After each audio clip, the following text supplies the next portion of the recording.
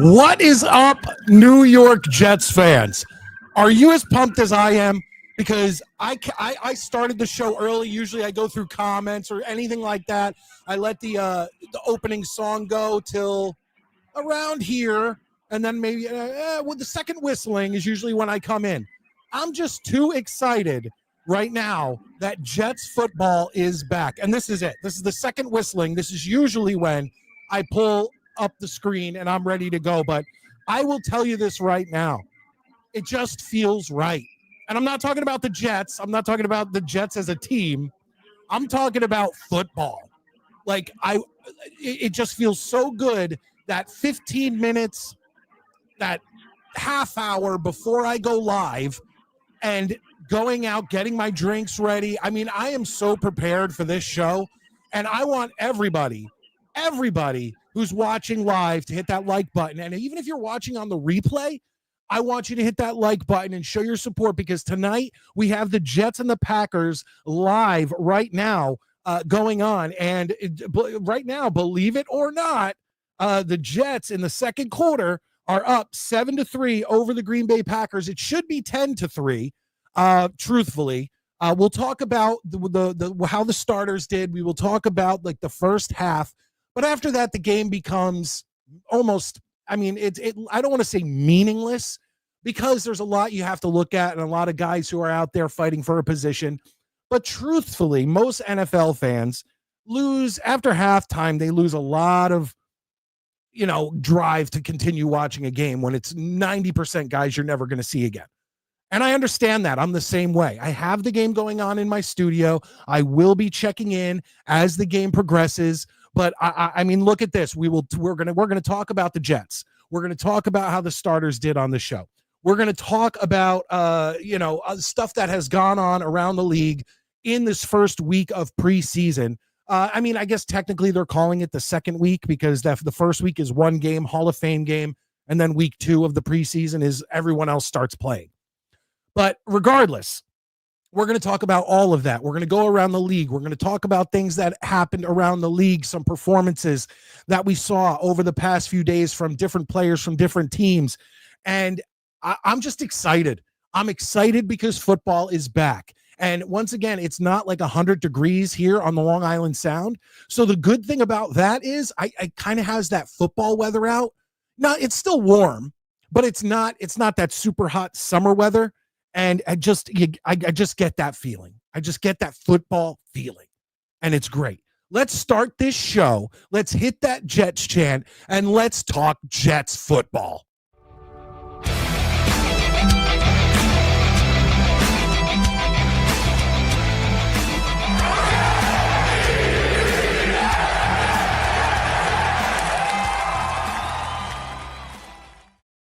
All right, let's do this, ladies and gentlemen. Without further ado, let's bring in my co-host, the Beavis to my butthead, live from Colorado. It's Maddie. How you doing, Maddie? I'm good. Kind of enjoying this game. Yeah, man. I mean, the starters, I mean, once again, they look good. That's fine. It's don't preseason. Yeah, but I do like that he played the starters. I mean, you and I are old enough to remember when that first preseason game, the starters always played. Oh, well, absolutely. I never at least for the first few plays, if not the first quarter completely. Yeah, I never understood what the logic was. Look, I understand there's a chance for injury, but there's a chance for injury everywhere. Every game, in practice, everywhere. And like, you want to go into the season, you don't want to go into week 1 completely cold. Yeah, and we've done that before, where it's just like, I think it was like that first year of maybe in Rodgers, where they didn't play him very much at all. And it was like, okay, well, who knows how it's going to work out? It ended up being a moot point, but it made me very nervous. So what I want to do real quick before we get into my thoughts on the first half of this game, and especially our starters, the first drive, maybe the second drive, because the second drive had a lot of starters, but they pulled Justin Fields out, which I'm fine with. But I want to get into the comments section because a lot of you are in here, and I want you guys to do me a favor. Jets football is back.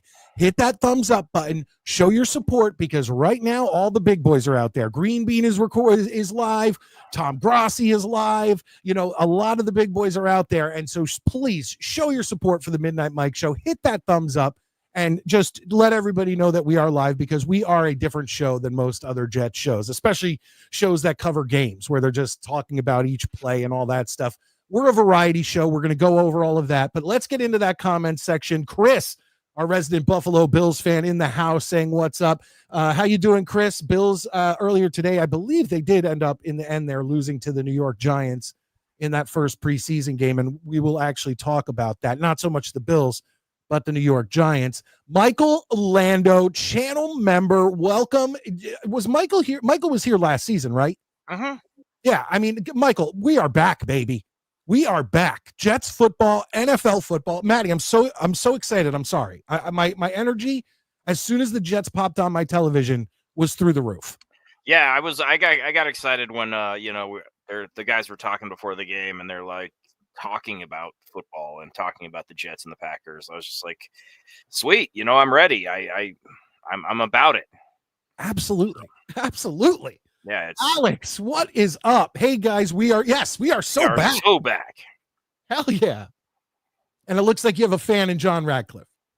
Oh yeah, I'm very popular everywhere on many platforms. Valerie says girls basketball is preempting the game. Now I did hear that there was a problem.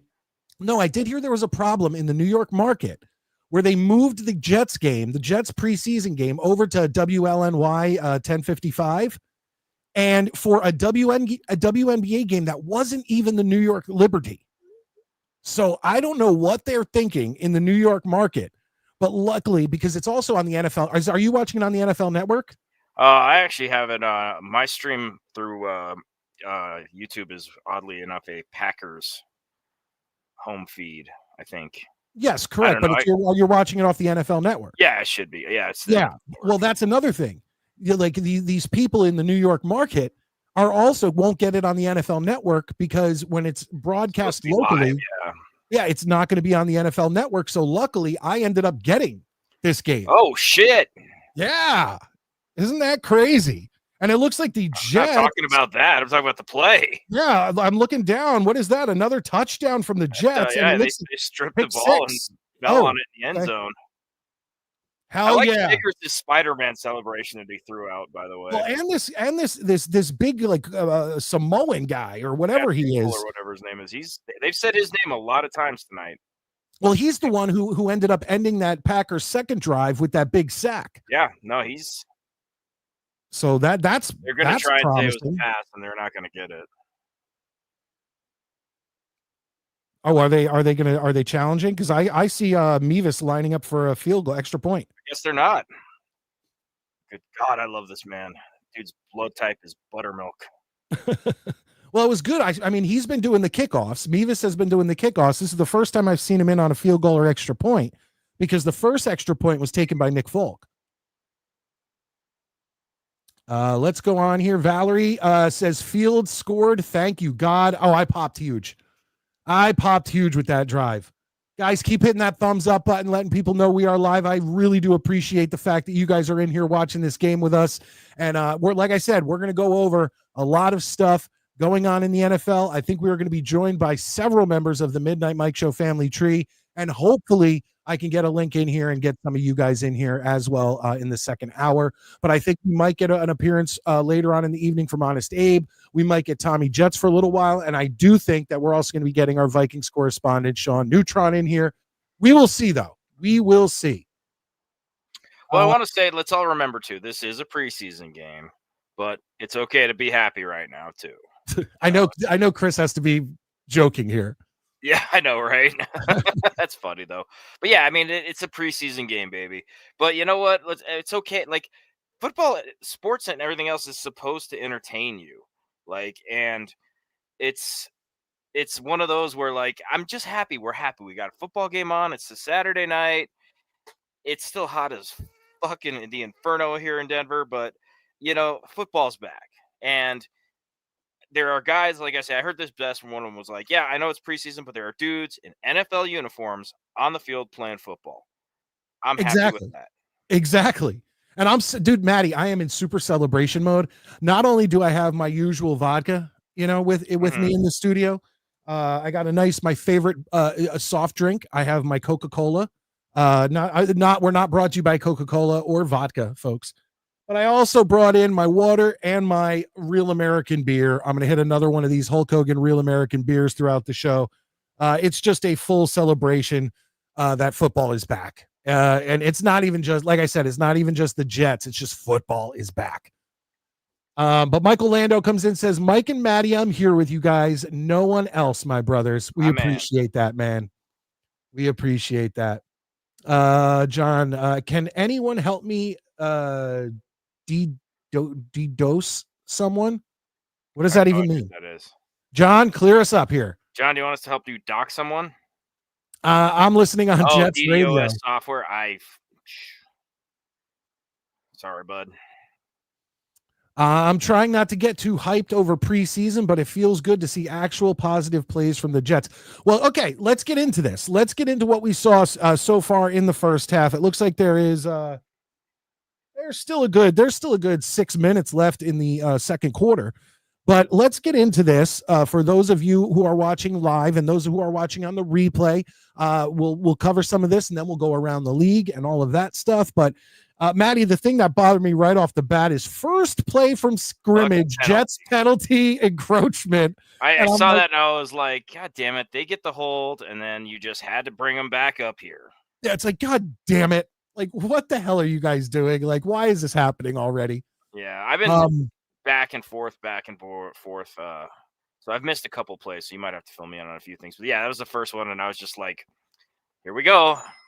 And it was like the one thing that we said that me and you have been talking about. There's a flag on this play. Who knows what it is? Probably holding on Green Bay. Green Bay's been guilty of the hold a fair amount. Apparently, from what these guys are saying, Green Bay's had some serious penalty problems the last couple of years as well. I don't follow the Packers that much, so. No, of course not. Why would we? Of course, it's on the Jets. But let's bring this up. Actually, can you see that? We good?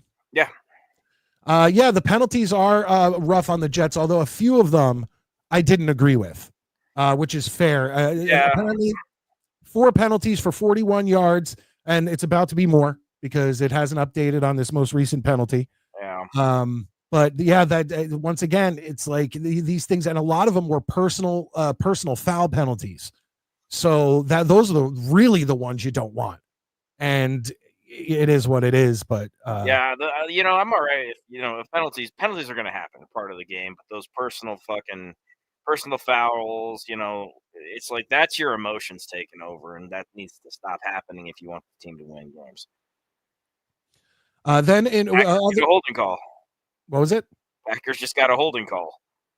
Well, they had a first down on the run, so that's a good thing. But it's quite clear that this is definitely a preseason game. But again, we're watching. Another thing is that football. I'm so happy. But you know what, Maddie? I always judge preseason games. I always look at like the first quarter or the first half. After that, I don't pay attention to who scored. Yeah, whatever. You kind of look at how the starters and the second, your second guys with some starters, your backups with some starters did.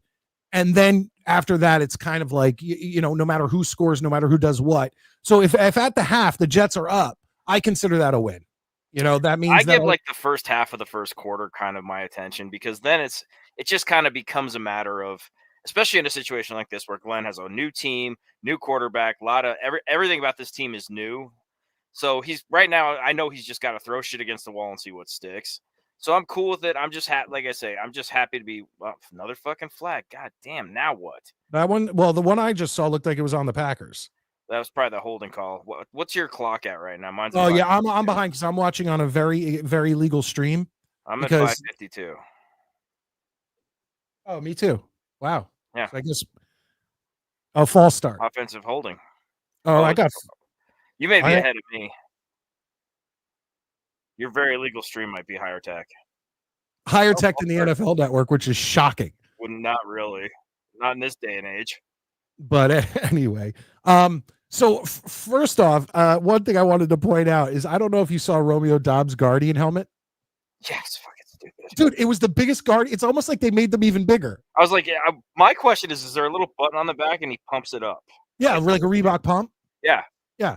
I get safety's important, but those things, you just look like a fucking chode. Yeah, you look like a pussy.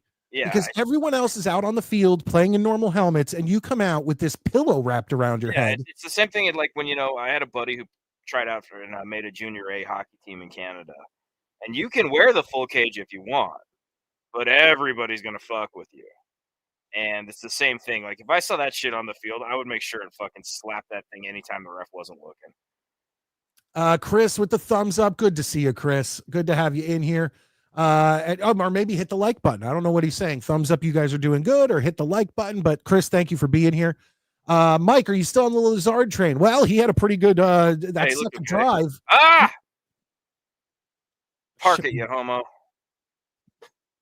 I see a bag. Is that him again?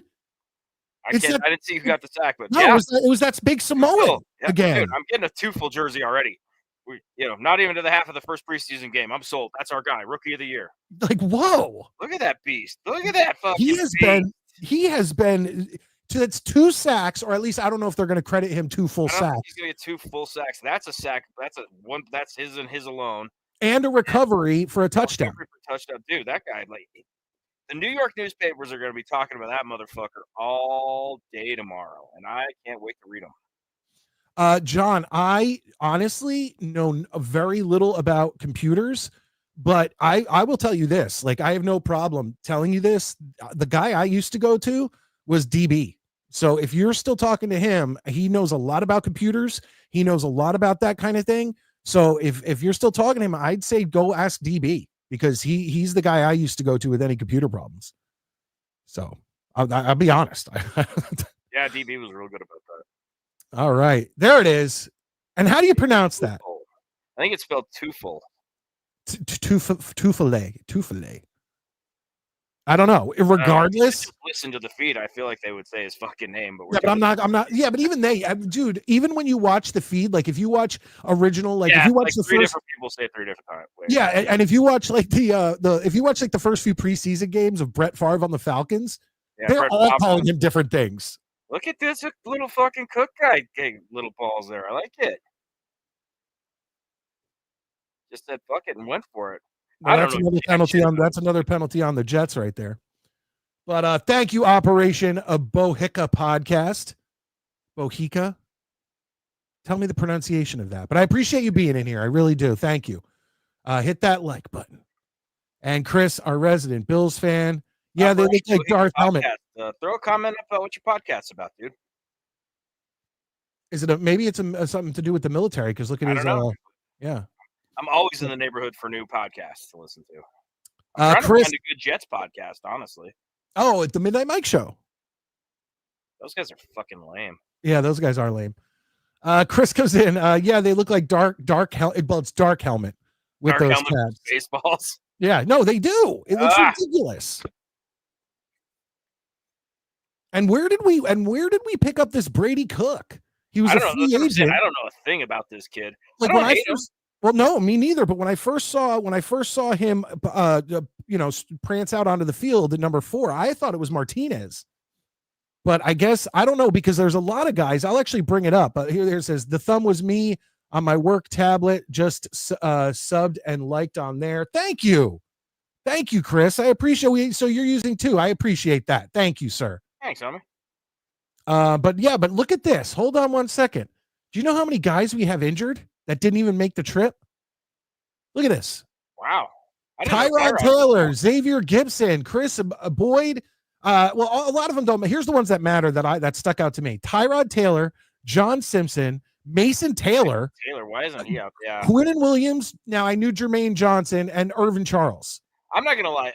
The veteran guys that are out are probably just, they know they're making the team. They're milking an injury so they don't have to play. And that's just part of the game. You know what I mean? It's just one of those things where I doubt Tyrod is milking veterans just hate training camp. They hate the preseason, and they will do everything they can to get out of it because they know that they've kept themselves in shape. Oh, we got a little chippiness. There was but that a little earlier in the game. Yeah. That was another one. Two offsetting personal foul penalties, and of course Clemens. Yeah, he got yanked out of the game pretty quick, which is nice to see a coach that's like, nope, we're not fucking doing this. So yeah, a lot of injuries that I don't think will actually translate to like actual missed games. Yeah. No, I agree with that. I think a lot of them will be fine once the season starts. Alex says, "There's your boy Corley, Mike." Yeah, everyone. His number. He might have. Is he rocking 8? I think he might be 6. rocking 8. Oh, dude. But another question that is that him again? Oh no, it's not. Okay. Holy shit! The Jets recovered that one too. I'm watching. Jesus, wow, what's happening here? Again, listen to me acting like they're preseason playing week 3. Look at that. Dumb ass, dude. Dumb of ass. Oh, you know what, Maddie? This is bullshit, man. Watching this shit is getting me all pumped up, and it's for nothing. It's like that scene in fucking Schindler's List where he's hosing down the boxcar and he goes, "You shouldn't do that. You're giving them hope." But I do want to address here. She says, "Your boy Corley." I keep wondering why, if Corley is so good at yards after the catch and like avoiding, tackles and breaking tackles and whatever, why don't they give him a shot at what Xavier Gibson does in like punt returns, kick returns, things like that? And it's like it gives him a spot, but I'm thinking he can't hold on to the ball. Because if they're not even going to put him back there for that, and then this is the first time we've seen him, and it's almost the half. The first time we've seen him, have anything to do with a real play. Yeah. So I don't know.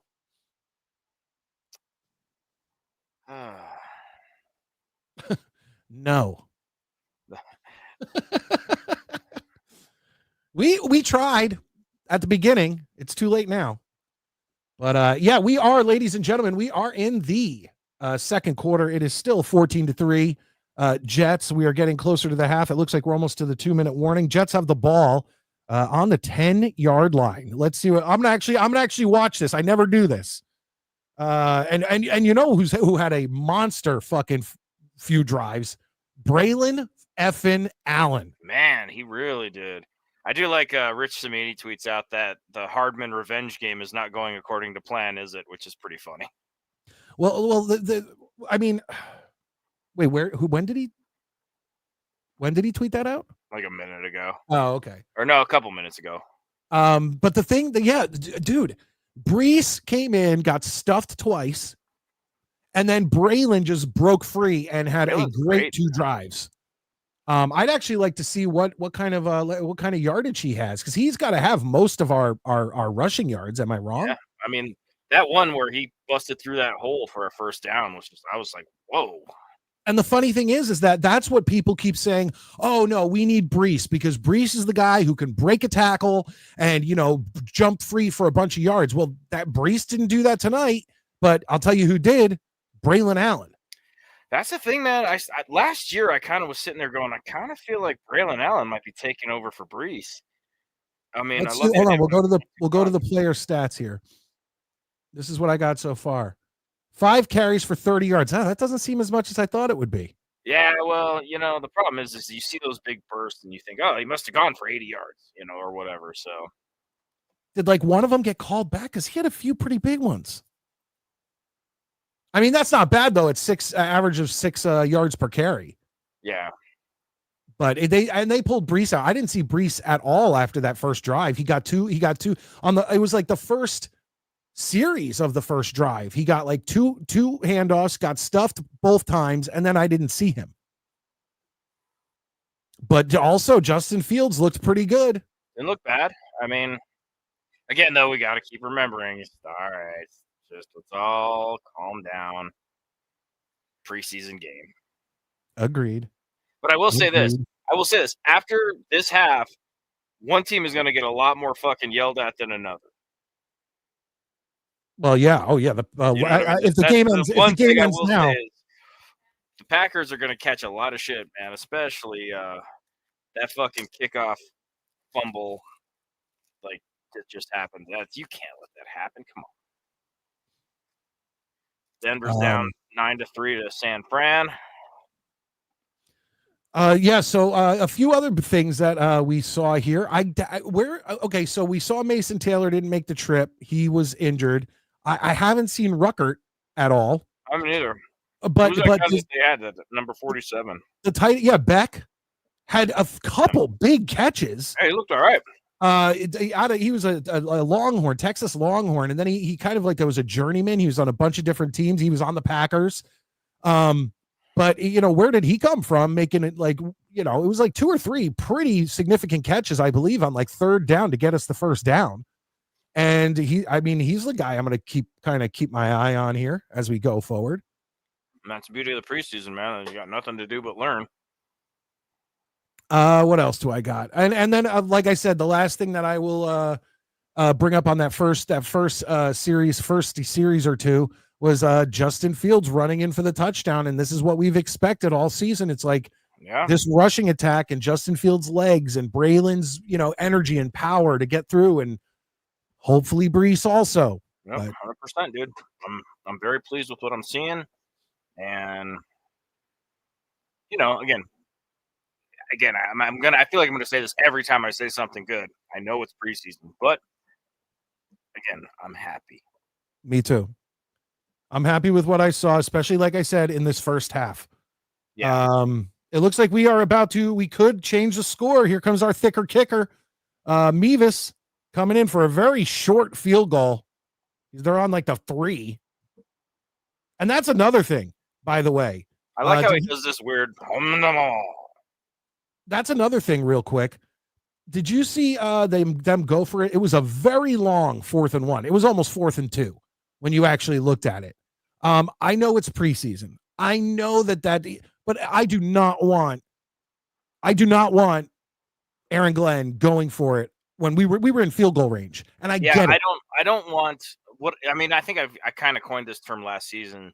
This Tecmo Bowl mentality of, fuck it, we'll go for it because why not? No, take the guaranteed points. Go for it if you have to, but and this is a league-wide thing, in my estimation. Do I need new headphones?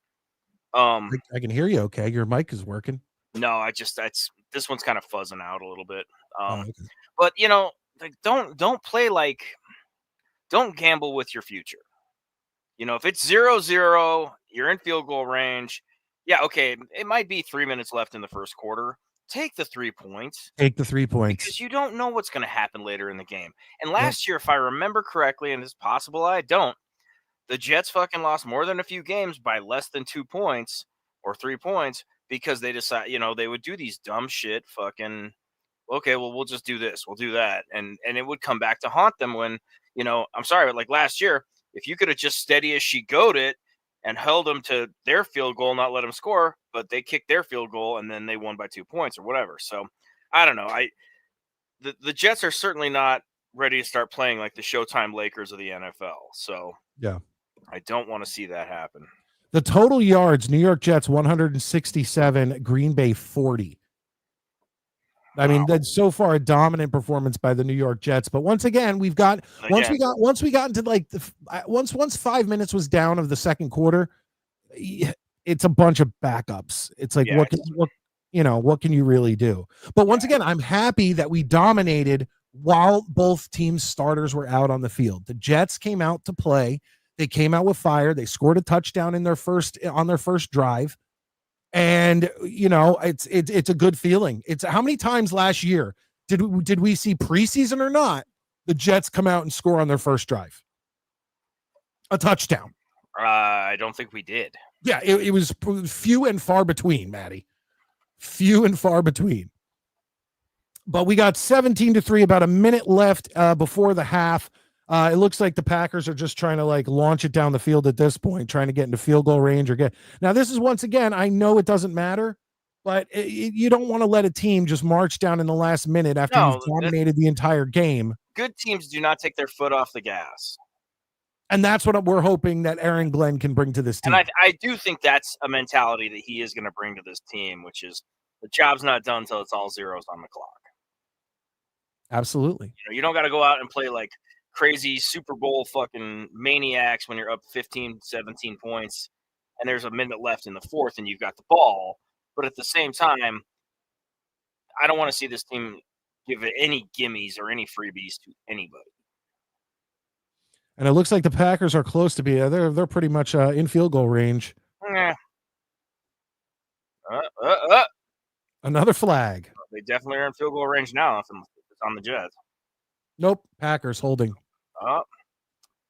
Naughty. I'm trying to see if this is updating, because I just like the team stats. Let's see here. Okay, it is updating. Yeah, the Jets penalties, just unfortunately, there was like 2 or 3 15-yard personal foul penalties.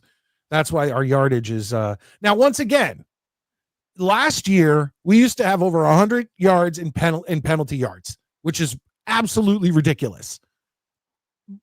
Yeah. Right now we're at 56, which is a little too much for my. Still not good.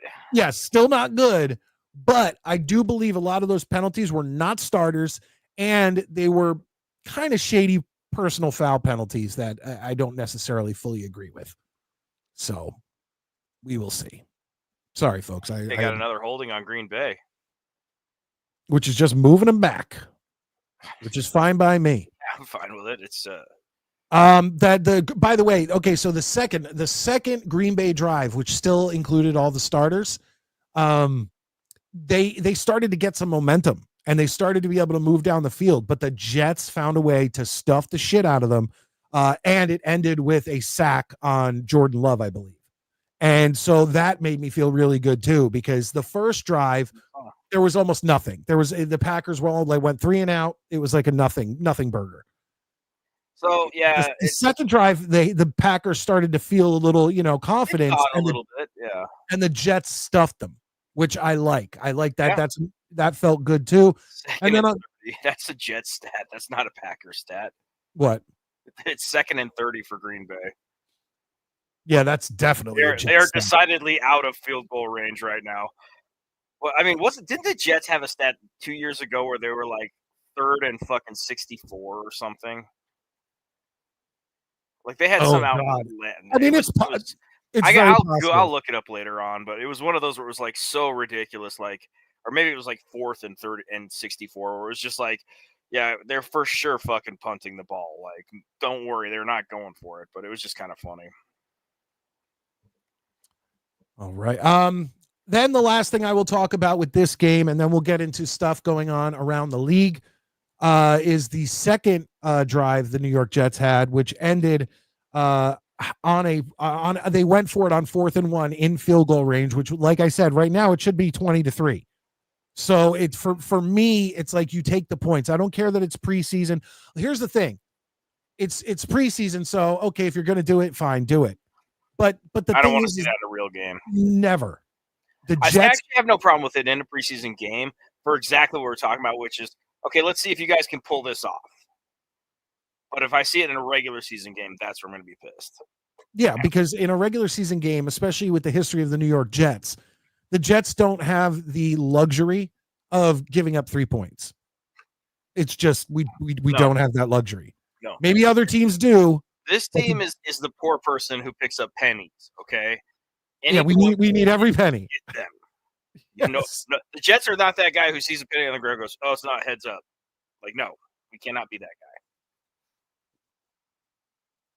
All right, what do we have before the half? 30 seconds before the half. 30 seconds. Alex comes in, says, I hope Glenn is the type of coach to rip a guy on the sideline for stupid shit penalties if he deserves it, rather than the solemn method of patting him on the back and flight of the stairs to run. Yes, 100%. Yeah, I want to see Aaron Glenn being like, yeah, the whole world is going to see that I'm not happy with your bullshit. Well, and another thing is that I didn't see. Now, maybe you did, and I'd like anyone who in the comments, please let me know. But after Clemens pulled that bullshit, now, once again, I want to point out that fight was totally the other guy. Clemens did never once threw any first hit or slap or push or anything. And when they threw that penalty flag, I said that better either be offsetting penalties or on the Packers, because Clemens, although a hothead, literally was not the guy throwing hands in that a skirmish. But I'd like to see. I'd like to know if Aaron Glenn pulled him out and said, you know what, sit down. Sit down. You're going to cost us. You could have cost us 15 yards right there. Sit down. I think he probably had some words, but again, they also may not have shown it. Well, if anybody, my question is did anybody consciously see Clemens on the field after that skirmish? That's what I'd like to know. If you did, if you guys didn't see it, that's fine. I'm okay with that. But that's there we go. Oh crap, man! I'll tell you what. If you would have asked me at the beginning of the game, I definitely would not have predicted that the Jets would be up by this much at the half. Yeah, I'm pleased to see it though. Even in a preseason game. Yeah, it's just nice to see football and see the Jets ahead at all. Hell, I'm excited if a friend's playing Madden and the Jets are winning. So we're so desperate at this point. Yeah, it's such a rarity that I'm like, I'll just take what the fuck I can get. Guys, thank you so much for being in here. I understand the Jets are playing tonight. I understand there's other actually large Jets content creators covering this game. So all of you who have come in here to join us, it's truly appreciated. Yeah, and all we ask in return is to hit that thumbs up. It's free. It helps out the show. But here we are. We are in the half. So guys, let us know. We are about to get into stuff around the league that I would like to talk about. A few things that surprised me, a few things that did not. We're about to get into all of that, but I'd like to know, guys, what excited you most? Because once again, now that halftime's here, I'm going to be honest. Who the fuck cares? I'm not going to say I'm not even going to watch like a monster show like Tom Grossi in the second half of a preseason game. So what do you guys want to talk about? I mean, let's talk about shit around the league. Let's talk about things we saw. And I want you guys down in the comment section, if you want to, let us know what you were most excited about in the first half. And I'm going to go right away and say that my favorite moments of the first half was seeing Braylon do his thing and see Justin Fields on one drive bring us down the field and score on the Packers' top defense, or at least all their starters, or most of 90% of their starters. And I've noticed that a lot, Maddie. I've noticed a lot of teams are playing their starters, whether it's for a series or two, in this first preseason game. It's important to do that. I don't know why people there are people complaining about it, and I'm like, I mean, unless you got somebody who's so good and but also really injury prone, you need to get your guys out there. Yeah, you just have to. I don't understand the people who are bitching and complaining about it. I'm like, just let motherfuckers play ball. Well, that's another thing. It's like if you have a guy, let's say you have your quarterback has a strained calf. Okay, don't play him. Yeah. Don't take any weird chances. Yeah. But if you're healthy, today, I saw the stats going up for the Cincinnati game, and Joe Burrow was out there. So I saw stats for Joe Burrow. So I just, like I said, a lot of starters. I think Russell Wilson played a little bit today for the Giants. I think he played a series. I did expect, truthfully, Justin Fields to get more than one drive. But I think maybe now in hindsight, it's like he went down, orchestrated a touchdown drive against the Packers defense. Pull them out. Keep that confidence high. Yeah, no, I think it's the right call. I mean, you just need to get your guys exposed to being on the field. I'd like to see him play a drive, or at least a set of downs next week too, unless there's somebody that needs the playing time. We all know that Fields is going to be the starter. I don't see Cook usurping him and taking his job. Maybe Tyrod if he's injured. I don't know, but I feel like, as the saying goes, there ain't nothing to it but to do it. Just get out there a little bit. Get some dirt on your fucking knees while you slide around and fucking play a little football. And it endears the team together. You know what I mean? You can't be that hyped up in the locker room if your ass didn't see the field at all. No, I agree. Yeah, I don't know. I'm old. By the No, way, has everyone noticed that I'm much taller right now on you're camera? sitting down, Maddie. I'm much taller though, because I'm usually about here. Oh, okay. I What'd you do? fixed. So Pump up your chair? I got a new base for the chair, and I didn't realize that. I bought like a nice metal one because the plastic one on this one sucked and it broke. And I got there to sit on it, and I'm like, feel like I'm sitting in my dad's chair, dude. Like my feet barely touch the ground, and I can even make it higher. And now my feet do not touch the ground, and it's Oh my hilarious. god, dude! Like, You've got to be pretty short to be sitting in a chair and you can swing your feet like you're on Batman the Ride at Great oh, Adventure. now I'm totally doing it. See, like, dude, this thing is like my But knees that's, are dude, level but with that's the how bed. that's how you're supposed to be framed. The way you are right now, no, not like that. But you're supposed to be framed. I'm a little high, like my head is like touching the top, but like this is right there. That's like the perfect framing. Well, Where I I'm am. really not gonna act like I'm sitting on 3 phone books at fucking Denny's for the show. Oh, no one will know. People, it's not gonna happen. Michael Lando, channel member in the house. Thank you so much, My Michael, man. for being a channel Appreciate member. that, brother. No place I'd rather be but here. And then he comes in and says, couldn't get the Jets info otherwise for free and feeling I'm hanging with friends. I will Well, say this. I think that we are in the sense of like any one of you guys, if you're in Denver and you shoot me a message and say, hey, I'm downtown or whatever, if you're off, let's go get a beer. I'm totally going to have a beer with you. Maddie will actually invite you to his house, kick his wife out of the bed, and let you sleep next to him.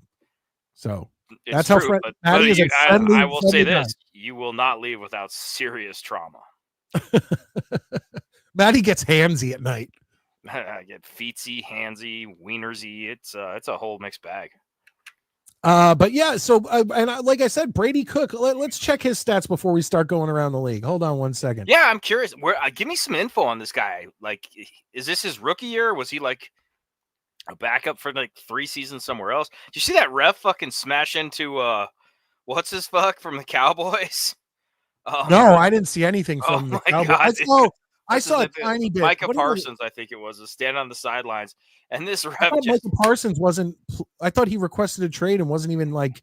I thought he was like doing like a holdout. I think it was Micah Parsons, but it was hilarious. Whoever it was, this ref just ran into him, and it looked like a bird flying into a window. But they both went down hard.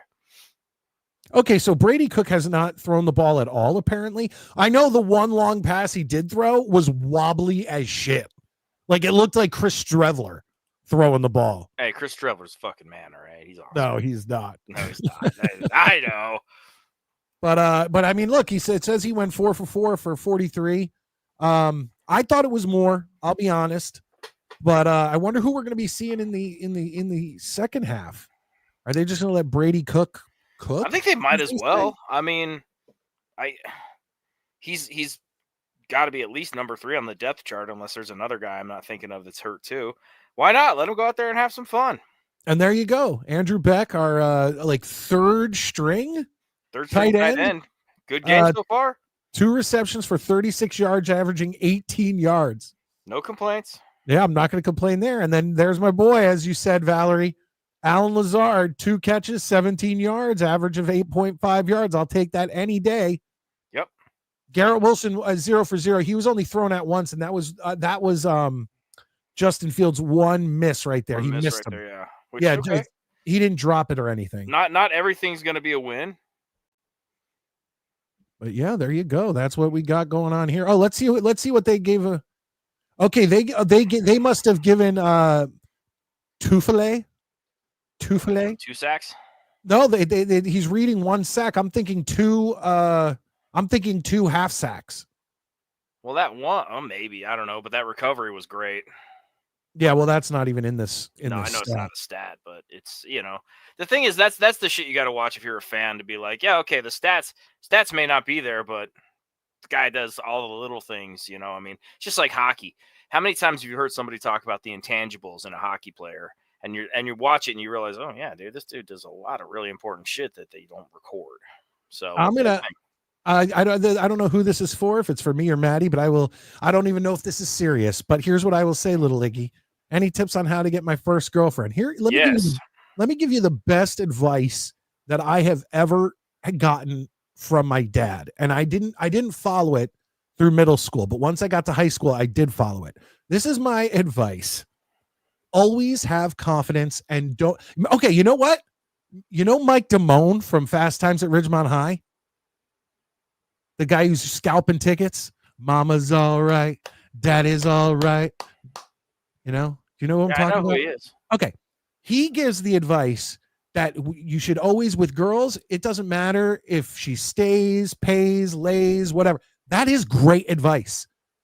As soon as I started exuding confidence and I started like not giving a fuck what anyone else thought of me, man, woman, anyone, and I just did me. Now, once again, that doesn't give you an excuse to be a dick. It means if someone doesn't like you, if someone wants to give you a fucking hard time or whatever, who cares? Just, who cares? Who the F cares? Have confidence. If a girl, if you go and ask a girl out, she tells you no, all right, cool, peace. See you later. I'll go find the next one. That's my best advice. And I know this is probably a joke thing here, but there's my advice, little Iggy. Do you have anything, Maddie? Make him laugh. I'm 5'6", dude. My wife's 5'11". She's way out of my league. It's if you can make a girl laugh, you've done 95% of the work. That's good advice too. With my personality, I might be 5'6", but with my personality, I'm 6'4". So I don't worry about it. The Jets are ass, you casuals. Okay, so clearly an uninformed person. That's fine. The Justin Fields can't read defenses past his first read. Okay, that's fine. No one's sitting here. So we're excited that football is back. I was gonna say, Sean, if you've been watching it all, we have preempted every positive thing with it's only preseason. And we are one of the shows that people come in and go, damn, this is a negative show. Because both Maddie and I, you guys hate everything. Yeah, Maddie and I have both said that the Jets are at a 5-win team.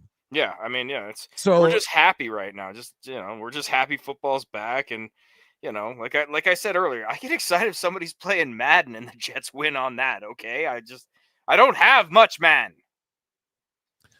Travis, good to see you in here, man. Hit that thumbs up, Travis. Hit it for us. Good to see you back. Go Jets. Hell yeah. Hell yeah. We're about to go around the league, guys. We're about to go around the league. If this is real, I want way more information right now. Cody comes in. Have you guys ever heard of cream corned wrestling at Glitterbug's Bar at 405 Broad Street in Sabula, Iowa? I have not. Can you look this up, Maddie? Because I want to know what this is. Glitterbug's Bar right now. Like, that is fascinating. Like, this guy, he could not even be a Jets fan. He could just be some random who came in and asked this extremely random question, and now both of us are like, well, we got to go see that. I was like, road trip to Sabula, Iowa. Yeah. I'm sure we can find some local cream corn wrestling. We'll see though. Good advice for life. It's called the Sandbar Grill, not Glitterbugs Bar and Grill. Maybe at night it becomes like Glitterbugs, and it's like gay. It's like the Blue Oyster. Yeah, exactly. There you go. Oh, let's hit it, Maddie. Oh, it's permanently closed. What a shame. Aw. We don't kick many people, Cody, but for getting our hopes up like that, I'm tempted to make an exception.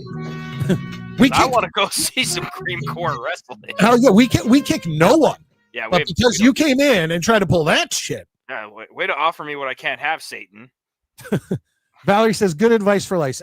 Absolutely. Confidence, sense of humor. That's from me and Maddie. But yeah, Jets are back. Good to see you, Hey, Chris. Chris. Where you been, buddy? Chris would be here. And we know he's going to hit that like button. Go Jets. Go Jets. You know what, Maddie? We had a great half. I don't even care. Let's hit that Jets chant right now. Let's do it. Jets. Let me ask you this. When did it become a thing where they have some lady go and interview the coaches, like while the players are coming on the field for the second half? Like, I hate that. I honestly hate that. And it's not because it's a lady at all. I don't want anybody to think it's that. It just always happens to me. I don't like interviewing coaches when there's like halftime is fine, okay? Yeah. But don't like when the game is going on, like first half, second half, the coaches don't need to be interviewed. And if they're coming out of the tunnel, the game is going on. Leave them alone. Like they're busy, And I mean, the worst is hockey, where they'll interview them while the play is going on, and I'm like, you're the head coach of this team. You should be paying attention to the game. Oh, dude. When the fucking coach is in with the players and is talking, she's standing on the bench. I'm like, get out of here. and they stick a microphone and a Headset on headset. him. It's like, yeah, it's like the guy's watching the game. The hockey there's no breaks. He's doing his job. Go away. Oh, that's so I aggravating, don't know, dude. but it's but it's the same thing with like I hate the fact that I can't watch any pro sport now without being told what gambling site I should be using to gamble on it. Like, I don't gamble. I tend to really enjoy life a lot more not gambling on sports and not playing fantasy. I just go enjoy my time and have a good time with the game. But every fucking 5 minutes, it's like, go to Betway or DraftKings or Cash Lords or whatever fucking nonsense. And I'm like, dude, I Get that remember shit when off this my was TV. illegal as shit to talk about. Yeah, get back to good old beer commercials. Yeah. Give me Sydney Sweeney Jeans commercials. Cheers, everybody. I just popped open my Hulk Hogan Real American beer, and I'm just enjoying football. And once again, like I said, now we're into the third quarter, and it's just like, it is what it is. A lot of random numbers, got some fractions, some decimal points. All right. Maddie, let's get into some stuff that we've seen around the league. And I want to start off by saying that we have mentioned before several times that this is the preseason, and you can't get too far into it. And everyone who has watched this show knows that I hate the circus that surrounds this gentleman. But I have to give credit where credit is due. Agreed. Shedeur Sanders. Heck of a game. Heck of a game. Good for him. Coming in at 14 for 23, 138 passing yards, 2 touchdowns, 0 interceptions, 19 rushing yards with a passer rating of 106.8. Like I said, Maddie, it's not the regular season. You can't judge anybody by anything. Him. Exactly. And plus I've been reading stuff. They were saying that, despite the diva image, that he's trying his best to kind of endear himself to the people of Cleveland. He's gone around the town checking stuff out, meeting people. I like that. Whatever. And again, I got a friend at work who's a Browns fan. We were talking and she was like, yeah, dude. I said, yeah, but it's going to be fun to watch the Browns this year, just to see what happens. Do they even play Shedeur? How does this go? So again, I'm rooting for the kid. Here's the thing. They're going to have a hard time if there's any trouble in the first 3, 4, 5 games, that crowd is going to be like itching for Shedeur. Oh yeah. So the thing is that if the Browns start off 2-5 or 1-4, you're going to see Shedeur Sanders, in my opinion. But like I said, once again, I still think that circus, I still think that his dad's shadow, I still think that is the reason I didn't want him on the Jets, and I still stand by that. I'm good with that too, but I'm also not wishing him any ill will with the Browns. And with the tickets, see myself watching a fair amount of Browns games this year, especially if they're on in the afternoon. Well, my whole thing is that I think all of that will come to pass. It doesn't just exit you. I think what he's doing right now is good. I think it's nice that he's trying to endear himself with the people of Cleveland. I think it's cool that he had a great preseason game. But Shedeur Sanders, I still wouldn't want the headache as a team with the Sanders name. Now, if he continues to play this role he's playing now, where he's successful and he's enduring himself to the city and going and helping out at the United Way and kids make a wish and all that stuff, I will be the first person to say I was wrong. Congratulations, all that stuff. Martinez is in. I forgot all about that dude.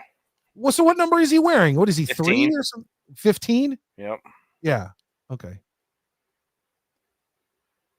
Wow, Max Mitchell's in there. I mean, he's a backup, but I still wouldn't expect him to be here in the third quarter. What are they doing with the fucking lines on the field? Who's running that? They were all over the place. It's Maddie. It's preseason for everyone, Maddie. Yeah, it's a preseason in the booth as well. But yeah, that's what. Look, I still would not want the circus, but it was. Look, I don't hate the guy. No, we're not wishing him ill.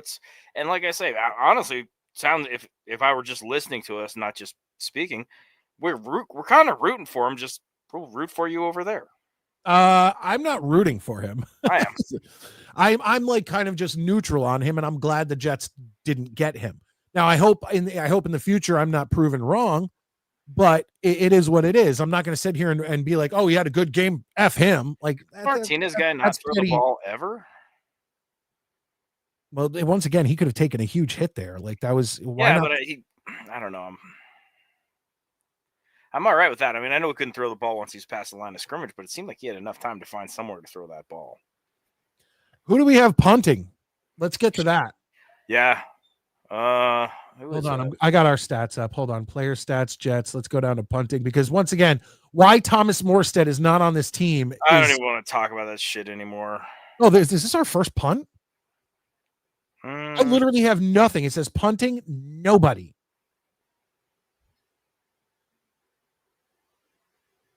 Let me refresh. Could be. Let me refresh this. There's no way. Okay, Austin McNamara. Okay. 2 punts, 113 yards average. Wow. His average is 56.5 per punt, and both landed inside the 20. That's not bad. I'm not going to complain about that. Yeah, not going to complain there. Not going to complain there. They showed pictures of D, and it continues. Sean Watson watching Shador. He did not look happy. No, he didn't look happy. But you know who did look happy? Joe Flacco. Joe Flacco looked like he was like, I've been teaching this kid this whole training camp, all this whatever. Look at him out there. Like Joe Flacco, is just a good guy. It's just so crazy that he was Joe Flacco was like one of the top quarterbacks in the league for like 5 to 10 years. Got a Super Bowl, was with the Ravens, whatever. And then he left the Ravens and just became this journeyman backup. Yeah, like, what happened? Weird, but but then he had that like magical moment with what was it, Cleveland last year, or whatever. It was like 2 years ago. Yeah, it wasn't with Cleveland though. I think it was Baltimore or something. No. It was with Cleveland. He was with Cleveland like 2 years ago, and then last year he was on like the Colts or something, and then this year he signed back with the Browns, I think. Yeah, I don't know, but I don't know. I like Flacco. I've always liked Flacco. I mean, I wish he had been better for us, but whatever. It's always some shit around here. All right, Maddie. A few other things here. They put up CBS Sports put up a few graphics. Oh yeah. Of like, almost like pie charts of the likelihood of each division and who would win the division. God. Here comes the AFC East. You ready for this? I guess I'm as ready as a man can be. Not last. All right. You know what? Not last is fine. That's when I saw 0.5, I was like, well, Jesus, 0.5 is a little rough on us, but it wasn't us. No, not us. Although, from what I didn't see any of the game, I didn't see any of it, but apparently the Patriots just beat up on the Redskins. I watched that game and it was nothing nice. Like I was like, what the hell's going on here? And I mean, I don't know enough about the Skins or the Pats to really know who their starters are, who they had, but I was watching it and I was like, Jesus, Washington, you can't just let them do this in your house. Yeah, no, it was in Boston, I think. Still. So what cracks me up too is Tom Brady with his dumb statue talking shit. Now hold on. I actually have it. Yeah. Tom Brady gets a statue in New England. Well deserved. No, 100%. Obviously deserved. But you know what? I don't have a problem with what he said at all. I'm not mad about it. I think it's funny. I think Tom Brady, now as a retired player, has actually become kind of likable. Yeah, like that's what I mean. I think it's funny he's talking shit and goofing off and making it like, especially as bad as the Patriots are right now, it's kind of like. Well, and there was a lot of Jets fans and Jets content creators and all this other stuff. People getting all like pissing, writing like, well, the Jets are 2-2 in the last 2 seasons, and the only blowout was the Jets beating the Patriots. It's like, who the fuck cares? Both teams suck. It's kind of like it's like the current South Park thing where they're making fun of people on the right. People on the right are laughing it off and not ignoring it, and then people on the left are like, they're not mad. That's why they're not mad. It's like, no, man, chill. It's who cares? Again, I as soon as Brady was off the Patriots, I kind of liked him more. Me too. The thing is, I absolutely rooted for him in that Super Bowl with the Bucs. He kind of won me over when he did that radio show with those guys, and they kind of insulted his kid, and like, or made a joke, and he was like, "Yeah, I don't need to call in and talk to you fucks. So bye." And another thing that he went out there and let all those comedians just destroy him Yeah. on that roast. Like, that shows me good faith. Yeah, like I say, But I hate the Patriots. I'll hate you if you're wearing a Patriots jersey. But again, I don't hate anybody on the Patriots as a human being right now. I just hate them because they play for our mortal enemies. I do wonder why the statue doesn't have a fucking 12 on it, though. it does. I You can can't. barely see it. I think it does. It's like, because it's just etched. Maybe I just look. Oh yeah, I can see it now that I'm really But straining. if, for those of you who didn't hear it, and I'm sure everybody did because you're Jets fans, he said, but in the end, the statue isn't just for Pats fans. It'll also give all the Jets fans something to throw their beers at as they leave the stadium every year, probably in the second quarter, maybe the third, which is, I mean, It's funny, but I also, part of me is also like, do you really think that we want to go to your shitty stadium that bad? I mean, I've never been. Have you ever been to Gillette? No, but I don't like. It's not on my list of places I want to go. No, absolutely not. Like if I was got a road trip, I would probably go to like Miami or somewhere nice. I don't need to be up in the cold ass armpit of New England at fucking, in the middle of fucking November. Hard no on that one, kids. Thanks. Namaskar Card, says, what's up? And it looks like he's a Mets fan there, Maddie. So he'd be on your side of the table. I know. God, the Mets are such ass right now. Dude, I couldn't believe when I looked at that they in the last 10 games are like 1-9. Yeah, they've lost 9 of their last 10. They lost again today. I just weep openly for my team. Valerie says, I want Brady to call a Jets game. I'm sure he will, but he calls a lot of primetime games, doesn't he? The Jets aren't anywhere near that. Unless he calls that Monday night game, he ain't. Yeah, it's not happening. And then Little Leggy comes in and says, Brady statue. Does it? Hold on. Let's bring that back up. I didn't think he had a beer belly. Brady. Brady no six pack down there, but it's. Oh, but right. Brady never had a body. He was always like kind of just like every man's man body. Yeah, he was kind of svelte, but that was it. But yeah, I never noticed. I mean, I don't know. I wouldn't say that was a. Did you see the funnier thing is?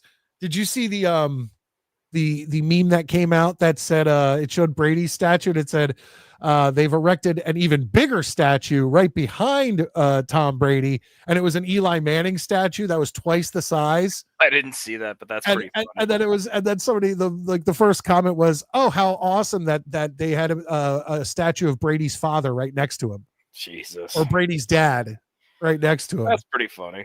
Yeah.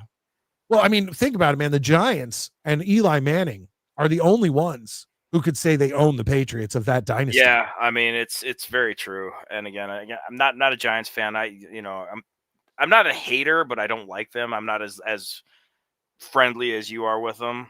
But either way, man, it's just because, like I said, I've said this a million times. There's so many friends and family who are Giants fans. I have lots of friends that are Broncos fans. I ain't changing. But I will say this, like I say, because I'm gonna have to sign off here and get ready for work here in a few. The fact is that football's back. There are guys on the field playing NFL football, even if it doesn't really count right now. It's back. I can't speak for everybody else, but this offseason has felt like it lasted 8 million fucking years, because obviously the Jets didn't go to the playoffs, so they were done right around the first week of January, and boy, it just felt like it dragged and dragged and dragged and dragged. So let's all just be happy we got some football to watch. There's 2 games on tomorrow. I don't know if they're nationally televised or not, but you know what? Like tomorrow, I can't wait to get up after I get home from work and go to sleep for a little while to just fucking read Jets articles for like hours. Well, bro, Maddie, before you head out, I know you got to head out in like what, a minute, 5 minutes? I got like 5. All right. Can I go pee real quick? Godspeed. And you can talk about anything else you've seen in the world of football. Yeah, go ahead. I'll be super quick. Go on, I got it. All right. I'll be right back. So honestly, one thing I will say is this too. I'm really excited for just the general league. There's a lot of like little storylines to pay attention to around town, and like for me, one of the big ones again, as somebody who lives in Colorado, I'm really interested in the Shedeur Sanders stuff. I'm just excited to watch the league as a whole, as well as the Jets. I got Sunday, Mondays off, so I got that covered. Also, will you guys please hit me at Twitter with some good Jets podcasts to listen to? I haven't listened to a Jets podcast in a couple of years. Or throw them in the comments real quick now. I need some Jets podcasts to listen to once the season starts, just to kind of have something to check out. So if you guys have any that you particularly like, Locked On Jets is okay. They're a little short. The dude's fine, but at least it's daily. I don't mind Locked On Jets. But if you know of like an obscure one that we could shout out on the show too, just something like that. I used to listen to a podcast called Jet Kingdom Podcast. It was by these two guys in Jersey, and it was a lot of fun. And I think they just quit doing it. I don't know, because it just stopped one day. But other than that, Jets podcasts, I'm really looking forward to. Yeah, so hit me with either comments here. Yeah, comment them down below. Actually, I can check those too. Yo, Maddie, you mentioned Jets Kingdom. Yeah, I listened to them all the time back in the day. I love those guys. They had the Conan fucking intro, and they just disappeared. Yeah, they just disappeared. Yeah, I was in their fantasy football league, and maybe you and I talked before I even knew you in like possible. Yeah, because the Jets Kingdom podcast was really good. I liked it because those two had a really great chemistry. They were they riffed off each other really well. I have a stereotype of what I think they look like in my mind, and I never want to know the truth. Yeah, well, that's why it's great that we just started off with video. Yeah, because it's like no one can hear us and go, oh, these are probably two really good-looking guys. Then they tune in and find out that's true. But, you know. One of my buddies that I play video games with and have been friends with for like 9 years now, it was funny because we've met in real life. And he was like, yeah, you don't look anything like I thought you'd look. I was like, well, what did you think I looked like? He's like, kind of pictured like a Italian, like plumber, like big beard. So Mario? Like, not Mario, but like, you know, definitely a union guy with like a plaid shirt and a big beard and like, you know, on the subway with a fucking lunch pail and a fucking toolbox. You think you're better than me? You know, but I don't know. It's just really funny. He's like, wow, not what I expected at all. So, but anyways, that said, yeah, guys, throw in the comments under the video when it's done or whatever. I would love some Jets podcasts to check out. Other than that, I can't finish watching the game because, like I said, I got to go get stuff handled. But that said, it's well, Maddie, remember, we are now Monday nights. Yep. So the cool thing is with YouTube haven't given me the ticket, or they didn't give it to me. I bought it. There should be plenty of highlights for me to check out from the second half tonight and tomorrow as well. So I will definitely be giving you guys my opinion on getting the ticket through YouTube. But that said, hope you guys will have a great night. I will see you Monday night. Hopefully, like I said, you know, we got that thing going on Monday. But other than that, like I say, Jets podcast, and have a great rest of the night. And go Jets. Football's back, baby. Hell yeah, Maddie. Have a good night. Later, guys. All right, folks. The Midnight Mike Show is live here. It is Saturday night. And for anyone who's new or anybody who is watching, we always do Saturday nights. And it's crazy because during the preseason, you'd think, oh, shit, you know, whatever. But there's always football. The Jets are always playing on a Saturday night. And it's always tough. So I appreciate everybody that has joined us here on the show. Excuse me, on the show and commented and all of that stuff. So thank you guys for being here. And remember that, look, it's already happened. This August, Tuesdays become Mondays. We are now live Monday nights at 9:30 Eastern time, which used to be our Tuesday night slot. But now it's Monday night. We had our first Monday night show this past Monday. And the funny thing about it is that both me and Maddie, I mean, I was excited to do this Monday night show, but both Maddie and myself came in. I was sick as a dog coming in. And any of you who were here Monday night will remember that I came in and I'm coughing, I'm sneezing, I'm blowing my nose. I just felt like complete crap. I am 75% better tonight. Like I have a little bit of phlegm and whatnot where I have to keep, you know, whatever. But I'd say I'm pumped up, and maybe Jets football helped out with that. Maybe football in general helped out with that. But I feel a lot better. And then Maddie came into the show and he had thrown his back out. So both of us came into our first Monday night show ever just feeling like complete shit. And I appreciate so much. We even ended the show early. I appreciate so much that you guys came in on Monday night and dealt with us, both feeling like complete crap. But it looks like the Packers, I guess the Packers, I don't know what the hell happened. The Packers were in scoring position, I thought. Now the Jets have the ball back. It's still 17-3. It's the third quarter. And let's do this. Oh God, they both came in at the same time. What a coincidence. It's like they used to do a show together. Ladies and gentlemen, let's bring in Tommy Jets. How you doing, Tommy? What's up, Mikey?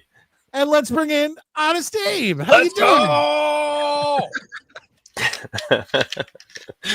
What's up, guys? So, Tommy, you had said to me real quick that you hadn't been able to see most of the game so far. No. Abe, have you seen any of it? I know you've been working. I've been working. I haven't watched 1 second. Okay. So what have you guys heard? What have you guys heard? Anything? I heard that Justin Fields is a really good running back that's our starting quarterback right now. Truth. I just heard they were winning. That's all I needed to know for preseason football. That means absolute dog shit. I will tell you this.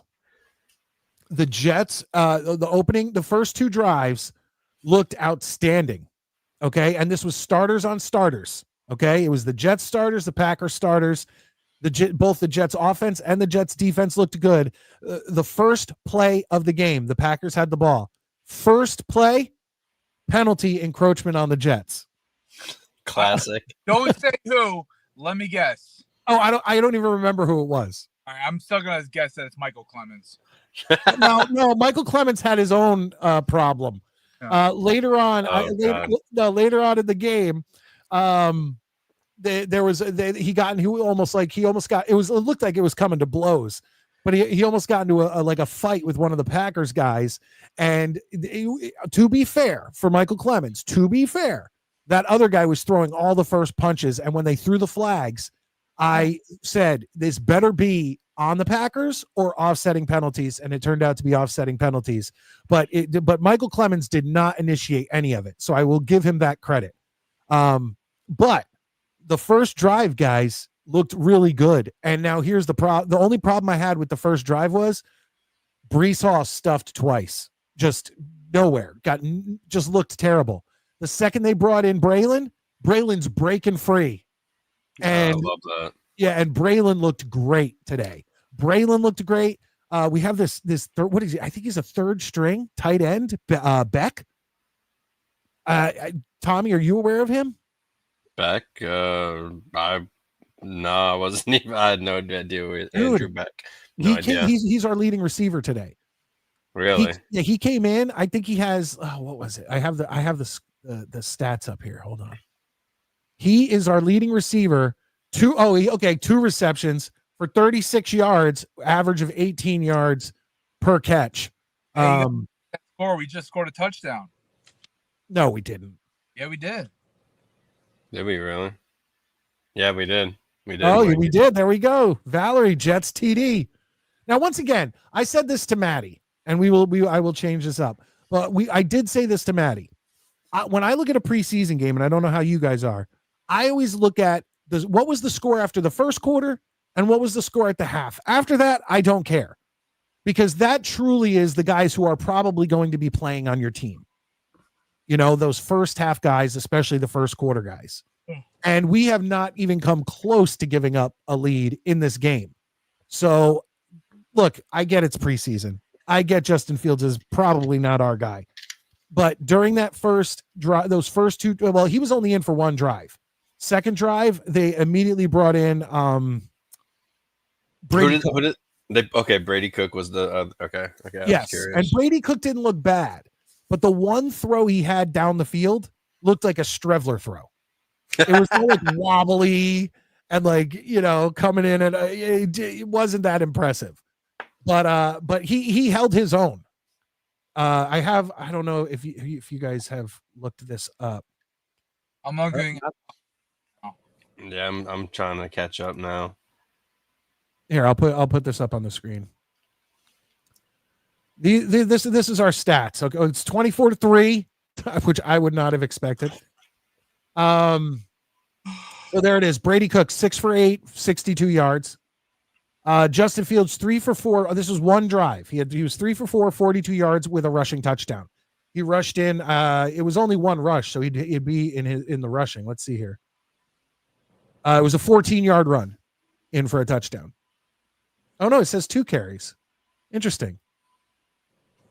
I don't remember the first one. Well, I definitely remember the touchdown. Was it like 5 yards out, or was it like it was more than 5 run? yards out? No, Oh, it was more than 5 yards out. It had to have been closer to 10. Oh, nice. But yeah, guys, I will say this. This preseason game was the best I could have asked for a fucking preseason game. They was exciting. Like, once again, at this point in the game, I don't care what happens, but it was a good preseason game, and definitely check out the highlights. It's worth it to just get a little excited. And once again, I came into the show saying I'm not even excited for the Jets. I still see us as a 5-win team, but it was so exciting just to be like, football's back. I'm about to do a show. I'm excited. Just remember, Mike, what the Detroit Lions record was. I was gonna say that. Didn't they go undefeated? They went 4-0 in the preseason. Yeah. Wait a minute. Did you say the Detroit Lions? The 0-16 Detroit Lions. Oh, okay. They went 4-0. Well, once again, I understand this is preseason. It's just nice to. It's nice. It's nice to be back in football. Exactly. Yeah. Did you guys see Abe? I'm sorry. Like, it's hard. I know you're beat. Dude, so honest to God, here's my last 3 days. You're not gonna believe this shit. Wednesday morning, I woke up at my regular time at 7 a.m. Got home from work at midnight. Whew. Then Thursday morning, about an hour and a half after falling asleep, got called back into work. Oh, fuck. So that was going into Friday. My days are all jacked up. I was going into Friday, got called in at 2 a.m. And was there until 4:30 in the afternoon. Fuck, dude. Got a little bit of sleep last night. Went back into work this morning at 10 a.m. Just finished and was outside in the 90-degree heat for 10 out of 12 hours. So to say I'm tired is quite the understatement. Fair enough. You didn't tell them, hey, I've been working constantly for the past 3 days. I got to get off for Jets football. Yeah, I mentioned it, and they told me verbatim, fuck yourself. There you go. We also went around the league, and we were talking about some of the stuff that happened in this first actual week of preseason football. And did you guys see Shedeur Sanders' little performance? I saw him running around on like 4th and 1 and losing like 22 yards on the play. Wait, really? Well, before getting sacked, he threw a pass that I don't know the outcome, but sure as hell looks like intentional grounding. Do you know his stats for the game, Tommy? I only know he scored 2 touchdowns. That's all I know. It was a pretty good performance. I will say that. Bad. Yeah. No, not bad at all. But the funny thing is that after this game, all I've seen is memes all over the internet that said Cleveland Browns retiring Shedeur Sanders' number after throwing 2 preseason touchdown passes. And I thought that was pretty funny. Yeah. Your guys, actually, you know what? We'll go to Abe first. Abe, your thoughts on Tom Brady's comment? Which, once again, I will repeat. No, but I will repeat this. Like, ever since he left football, actually, ever since he left the Patriots, he's become a lot more endearing to me, and I don't take that much. I think he's funny. But regardless, your thoughts, Abe? Look, it's a good, clean dig, right? Like, and let's be real. He beat the crap out of us for like 20 years. So, like, do we all hate Tom Brady? Yeah, sure we do. But it's hate out of respect. We hate him because he beat us all the time.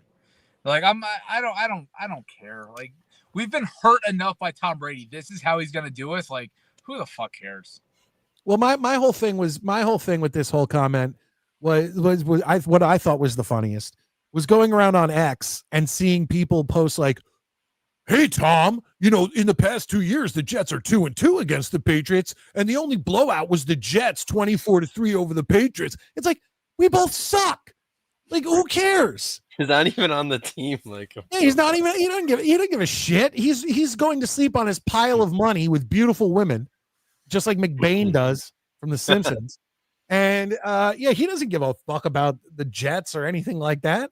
Like, it is what it is. Like, Tom Brady made a comment, and I thought it was pretty funny.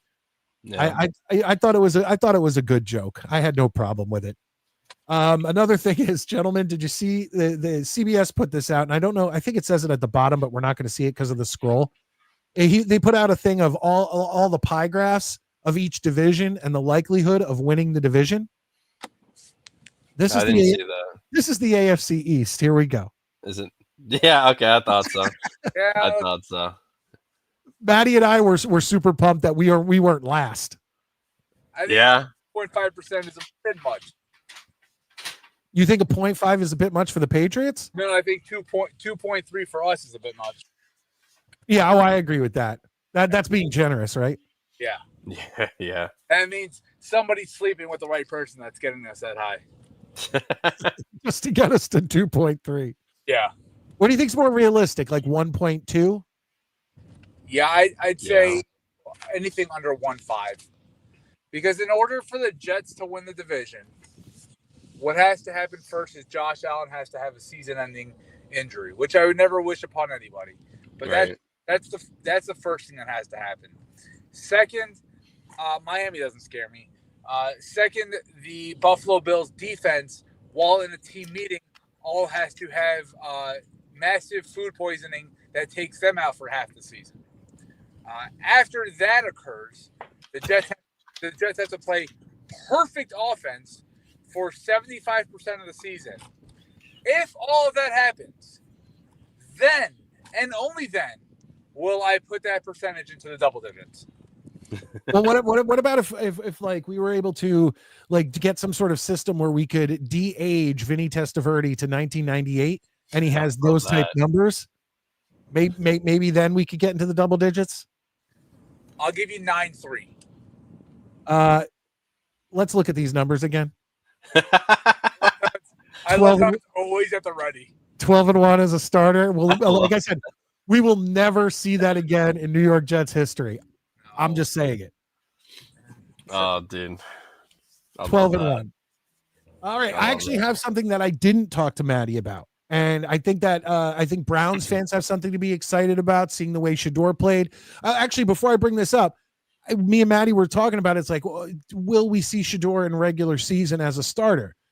And I said that the Browns fans are like Jets fans. They're just itching. They're like hungry for anything, like any kind of positivity, wins, whatever. If the Browns are 1-4 after by week 5, Shador Sanders is starting. What do you guys think? How many weeks does it take for the Browns to start Shador Sanders? Tom, you go first. Oh, fucking dude, I don't know. That's tough. Okay, Tommy, I'll go because I've already had these conversations elsewhere about Shador. So gather your thoughts. Okay, that works. Get ready for this hotness over here. Shador will start this season. He will start multiple games. They will all be after week 14. Because Shador isn't even the first quarterback that the Browns drafted this season. So they're going to be a crappy team, and they're going to look around the squad that they got, and they're going to try and figure out, do we have anything? And they're going to give Flacco the first 6 games or so. They're going to give Dylan Gabriel a shot. He's going to get a solid 6-7 games to see what they have out of him. And then when they're 3-10 and they go, we have nothing else to play for, Gabriel sucks, Flacco's old, let's see what we got.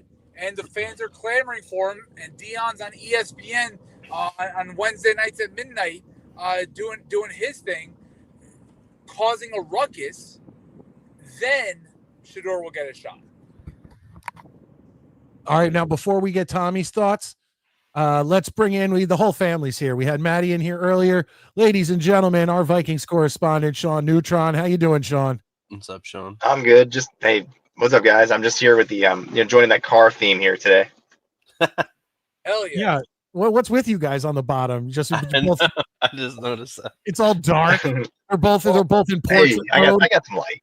I'm Also, but I am so tired. I have such a headache. Instead of sitting in the parking lot for the next half hour, I have to start driving home. yeah, I was sitting by my friend's house and I was like, I'm just gonna start driving. Now I'm outside my house, but I like the new background, Mike. Oh, thanks.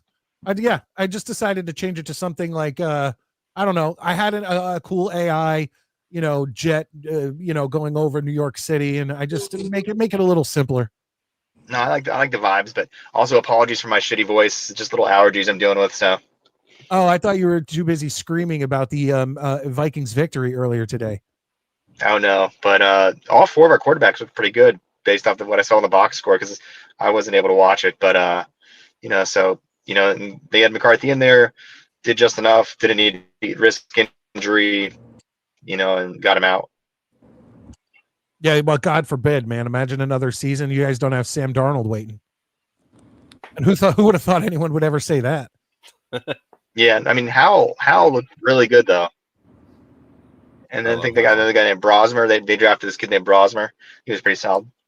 Well, I actually did. Brosmer. Yeah, now you're with Kevin O'Connell, so there's no excuse for you to fail. No, I watched that game, and I'll be honest. I watched the Vikings game, and to be honest, for me, the most exciting part of the game was like the fourth quarter. There was a lot of like craziness going on with all those scrubs, fighting for a spot on the team, and there was a lot. I don't remember. I just remember there being a lot. I feel like there was turnovers and scores and all this other stuff, and I was like, "Ooh, this game's getting fun." But there was. I feel like it was like 7-3 for most of the first half, or something like that. It was a very low scoring first half. Yeah. But I guess preseason win, we'll take it. Also, did that 70-yard field goal in that one game, does that count as an NFL record, or is that no? Since it's preseason, yeah, I don't think we count that. I think so. Yeah, okay, that's what I thought. My friend was like, "Yes, it does." I'm like, no, it doesn't. Thank you, Dano. Good to see you, buddy. Hit that like button if you're watching. If you have not, I do appreciate that, Dano. Thank you for the reminder. But here's the thing I didn't talk about yet, and I think that our crosstown rival New York Giants maybe can get excited about something, because Jackson Dart looked pretty friggin' good.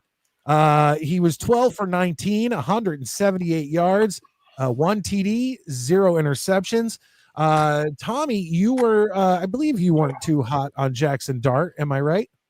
I wasn't initially. I came around on him a little bit, and now I'm just kind of like, I think he'd have to sit if he wants to be good. I hope they don't throw him to the Wolves. They have enough guys in front of him where he should develop if Dable is still around. I like him. Was that you, Sean? But I think the last time they had an Ole Miss quarterback, he won them 2 Super Bowls, right? What? Say that. What was happening? I can't hear him. He's like lagging for me. What'd you say, Sean? Can you hear me now? What about now? Yeah, it's better. No?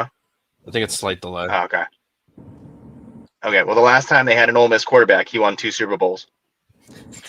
Yeah. Oh, well, we can't sit here and compare Jackson Dart to Eli Manning. I know. But Jackson Dart isn't even going to dress this season. Can we be real? I hope he doesn't. Now hold on for a second, because I like him better than Shadur. But hold on a second. They're running with Russell Wilson. Yep. Deshaun Watson. Nope. No. What? Jameis Winston. Sorry. Jameis, yeah. Sorry. Mike, they're not all the same. I know, they all look the same. Tavares Jackson. That's where this show turned. That's what happens with the show in the second hour. But no, so you got those two, and then Tommy DeVito was Taylor. I forgot DeVito's there. And Tommy DeVito was in there, and then you have Jackson Dart. I really don't. And now, once again, I feel like Tommy DeVito's the first one out the door. Yeah. Tommy DeVito should be. Say that again, Abe. Sorry, Tommy DeVito's a practice squad guy. I don't think there's a question about that. But yeah. Russell Wilson's going to be the starter. Jameis Winston's going to be the backup. He's a And there aren't too many teams that dress 3 quarterbacks. Correct. No, I agree with that. But I'm saying like it got like I can picture him being dressed like to be fair. How much faith do you really have in Winston? I mean, I guess what it comes down to is he's there for morale. It comes down to what do they think they are as a team, right? Do they think that they're going to be anywhere competitive? Because if that's the case, Jackson Dart doesn't play. Are they 3-12 with 2 games to go, and they want to see, hey, does this kid have it? Yeah, sure, okay. But realistically, if they think that they have any chance whatsoever, he's not playing. Simply put, if Russell Wilson is struggling, they'll go to Jameis. They're not going to Jackson Dart. I feel like I'd have more faith in Jackson Dart. That's just Jameis can sling it. Same. Once again, Russell Wilson, obviously the starter. He's the one you're going to go to. But when you get to Winston or Dart or DeVito, I mean, if they're going to Tommy Cutlets, that's a problem. Yeah, that's a big problem. Well, if they're going to him, that means that they've had some serious problems in the quarterback room. But Daniel Murphy comes in. He's a meme quarterback. Yeah. What's up, Daniel? Good to see you. He's a member of the Danger Zone, and I always love catching those guys on Friday night. Competent football? I wouldn't go that far. And I'm going to share the screen again because, once again, the one thing that we all had a problem with and the thing that we wanted Aaron Glenn to fix is what? The penalties. And when you go down here, 9 penalties for 81 yards in this Holy game. Shit. Wow. Yeah, that's kind of bad. And you have to remember that one of the personal fouls, the one with Clemens, was an offsetting penalty, so those yards aren't even up there. Right. So hey, anytime the Packers get their thing, anytime the Packers lose, I'm happy. Yeah, well, it looks like they're going to lose here tonight because there's only 19 seconds left in the game. Jets are up 24-3, but it does look like from the screen, what I'm watching, people are having fun at Lambeau. So at least they're having a good time. Real quick, we are getting close to the end here.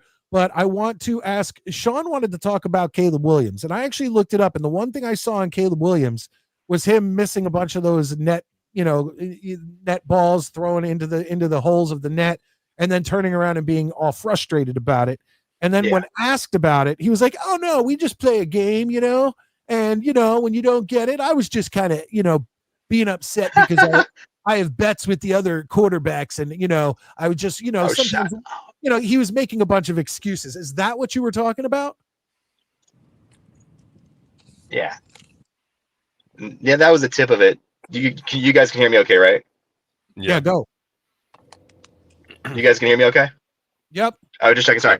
That was a tip of it. Yeah. And just really people, for some reason, on social media, I see them discussing like the Caleb's Williams apologists. They're like, oh, why is everyone hating on this guy? All he's doing is doing his best, and he's showing how good he is. I'm like, I haven't seen a positive highlight all camp from him at all. I always remember him getting upset at USC and going to the stands and crying to his mom. I'll never forget that. Oh, me neither. And he has really good, he's really good elite athleticism, but he's not a leader. Honestly, if you want to look at a leader, I really feel like their backup quarterback, Tyson Bagent, from my school, Shepherd. I think he's a better leader, honestly. I mean, obviously they're not going to start him over Caleb, but I like his swagger a lot more.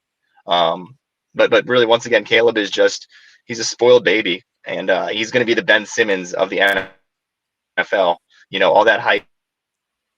He never led USC to anything. Granted, they had a terrible defense, but offensively, they were good, but he still should have given them significant wins, and they had 3 or 4 times they were upset by just terrible teams. So once again, he'll be lucky to get that contract extension eventually. He'd have to be playing for the Jaguars to fool the cons or something like what's his face did. Trevor got quite the extension for not doing anything. I will definitely admit that. But Exactly. actually, What a robbery. I was misinformed. I thought it was the end of the game. It was the end of the third quarter. The Jets put up another field goal, and so it is 27-3 here in the start of the fourth quarter. And it does look like the Jets are going to come out with a victory here. And that, by the way, if they do win tonight, I know it's preseason, still undefeated in 2025 are the New York Jets. Let's go. So just wanted to point that out. But hang the banner. Oh, I got one right here. Like I'll put up one next to it that says undefeated in 2025. Let's go. I love it. But yeah, Sean, what are your thoughts, real quick? We are losing you. You're cutting in and out. But I do want to get your thoughts. I do want to get your thoughts on the Shedeur Sanders performance. I can't take anything away from him. He did well. Was I expecting worse? Yes, but I also don't think it's going to amount to much in the long run. I still think he's going to be he's just not going to do well overall, just with that attitude. He's got the athleticism, just like Caleb Williams. He's got, he can, thread the needle occasionally. He can make some nice little plays, but he's not built to lead like grown men. And he's just all about himself. And that's what it boils down to. Yeah, I agree with that. And I said to Maddie, I said eventually, because apparently he's doing a lot of like goodwill work. Like, I don't know, like going into Cleveland, helping kids' hospitals, whatever. All the goodwill stuff that players do when they go to a new city. Good PR. Yeah. And as long if that continues and the circus doesn't follow him, that follows the Sanders family with his dad and whatever, and his attitude and the way he's presented himself, if all that is kept in check, and he keeps putting out performances like that, especially when if and when he goes into a game in the regular season, I'm not going to hold that against him. Like, I'll admit I was wrong, but as of right now, even with that performance, like, I still would never want him on the New York Jets. And then the other thing I was going to say about Caleb Williams too is a lot of people bring up like straw man arguments. They're like, "Oh, you don't like him because he paints his nails." I'm like, "No, it's because I don't think he's going to be a leader." Honestly, that doesn't matter to me. I don't love Caleb Williams because one of the reasons is because he paints his nails and then cries in his mother's breast. Well, you have the right, but Jared McCain paints his nails. I'm not the biggest fan of him, but he's a tremendous player.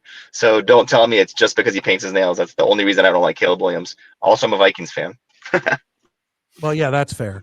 Did I tell you when I was on vacation in Pigeon Forge, we were at a dinner show, like a medieval times, like whatever, like it's like a dinner show, and they said it was a 6-person table, and they actually sat a couple next to us, and they were like I don't know, I didn't know what to say to them. It was awkward, and but then I was like, where are you from? And they said, oh, we're from Green Bay. I said, Green Bay, Packers fans, and of course they were. And then the rest of the night, conversation just flowed so easily because we could talk football.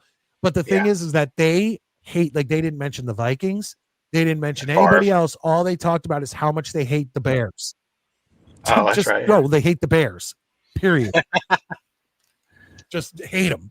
And I'm like, and I even said to them, I said, the Bears haven't been good in a long while. The obviously the Lions and the Vikings are, much more, a threat to, the Packers. And they're like, I don't care. We hate the Bears. I'm like, all right, fair enough. The Bears always have these unrealistic expectations, no matter what. They're like, well, we're going to be third or second in the division. It's like, bro, you're always fourth. Bears have been in the Super Bowl more recently than the Vikings. True. That's true. Well, everybody's been in the Super Bowl more recently than the Jets, so that's not true. No, I know there's a few teams who have never been there, but of active teams that have actually been to a Super Bowl, the Jets are probably the furthest ones out. But Sean, yes, I'm going to let you go, but I do need one last question from you. The dildos on the courts at the WNBA games. What's that? Fill us in about the dildos at WNBA games. So we had the first one, a week ago. It happened 4 straight days, I think, or something, or at least started to one. Guess if it was going to happen again. on betting sites, and 2, guess the color of the dildo. I think after the first one, it got a little overkill. I'm like, okay, whatever. Also, anytime you throw anything into a court, you deserve to be ejected. So I'm not gonna, you know. So these people got arrested, whatever it was. I even heard about people who like tried to smuggle them in, and then they got caught before they got a chance to throw it. So I'm like, we got dildo terrorists out here in 2020. We got that before GTA 6. Dildo terrorists. I heard that one of the punishments is that if you get caught throwing a dildo out on the court in a WNBA game, you are forced to attend 10 games. Yeah, So, I saw that in the Babylon no B. way. And the last thing I'll say that was no Caitlin Clark. You know, obviously she's the fun one to watch. And honestly, no Angel Reese kind of sucks because she's hilarious to make fun of. So it really sucks right now. Yeah, well, the WNBA sucks to watch regardless, but I think it's definitely entertaining. This whole dildo gate thing. Dildo gate. Yeah, I definitely Dildo Baggins. Yeah, I definitely find a lot of humor in it. But Sean, thank you for joining us, and hopefully we are on Mondays now, Sean. So yeah, remember that. Yeah, if you could join us Monday or next Saturday, you are always welcome, and we look forward to seeing you. Thank you, Thomas. Thank you, Abe. Have a good night, guys. Later, Sean. Have a good one. Abe, have you heard about this whole thing on the WNBA courts? Yeah, I think it's amazing.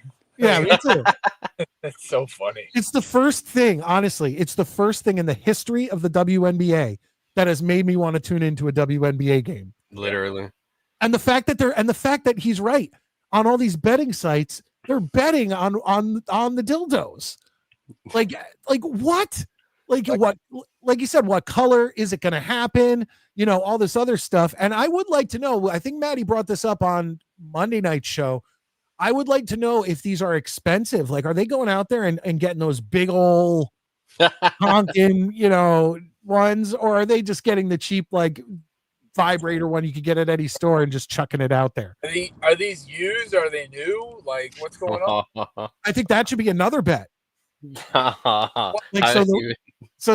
have to find someone, a referee, one of the guys, maybe one of the guys who go out and wipe the sweat off the court, with the broom. You go and smell it. Used. And then people, who bet used would get it. I don't know. We're in the second hour of the show, guys. I don't know. It's so gross.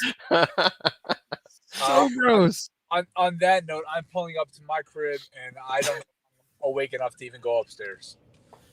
All right, well, dude, have a great night, Abe. I appreciate you being here. Yep, and I will try to be more often. And life's a weird one. Yeah, and next time, turn on the overhead light to your car. Well, I'm driving. There's whole safety. Dude, you're a cop. Like, who cares? You can do whatever you want. Dude, I'm so tired that the light hurts. I respect him for following the rules of the road. Just like no being on your phone while driving. I definitely uphold to that one as well. Yeah. We're ignoring that one though. Nowhere doesn't say don't live stream while driving. Yeah, not yet. That's true. But yeah, Abe, anytime, you are always welcome, and I'm glad we've been in more contact. So I look forward to seeing you more often. Yes, sir. Fellas, I'll talk to you guys soon. All right. We got a super chat in the house, and that means a Jets chant. Jets. Daniel Murphy, member of the Danger Zone, coming in with 199. Whose performance has surprised you the most tonight? Truthfully, obviously you could go with Braylon Allen. I think he did great in his first couple drives with the Jets. He definitely broke free for a good 5-10 yards a couple times. But I would have to say this tight end Beck, this kid out of Texas. Now granted, he's been in the league like on and off, like journeyman. He, like I said, he was played with the Packers. I think he was on the Broncos one year, but his stats show he played very, very little, like minuscule amount. I had to look him up. But the fact that he had 2 receptions and those 2 receptions are averaging at 18 yards per reception. I think he's the one that I'm going to be like looking at the most going forward, because once again, he's like third string tight end. It's like, I don't know where Ruckert was tonight. Was he not out? I know they had certain guys out. Well, yeah, dude, I have that list up. There's a lot of guys. Look at this list. I wanted to see Thomas. Well, I wonder why JBC was out. But Ruckert isn't on this list. Interesting. But I didn't see him all night. The ones that stick out to me here that didn't make the trip, I mean, are Tyrod, John Simpson, Mason Taylor, Quinnen Williams, and Jermaine Johnson's expected. Like that's nothing surprising. Right. But like, what the fuck is Mason Taylor out for? An ankle? Like, come on, dude, get out there. At least get some reps. If he doesn't play in the preseason, I'm not going to be too happy about it. I hope it's one where like they slowly ease the starters into more time. You know what I mean? As the preseason goes on, so they gel. Hopefully, he's somebody that I wanted to see play tonight. And Jarek Bernard Converse JBC doesn't have a designation on him. I'm curious why he is not was not there. Let me just bring this down. Yeah, the ones that and same with Quinnen Williams. It's like what the hell? Now Maddie is under the impression that some of these guys, like the more veteran guys, you know, maybe Tyrod, maybe Xavier Gibson, maybe John Simpson. Xavier Gibson's a bad example, and maybe even Quinnen are out because they're just nursing an injury. Right.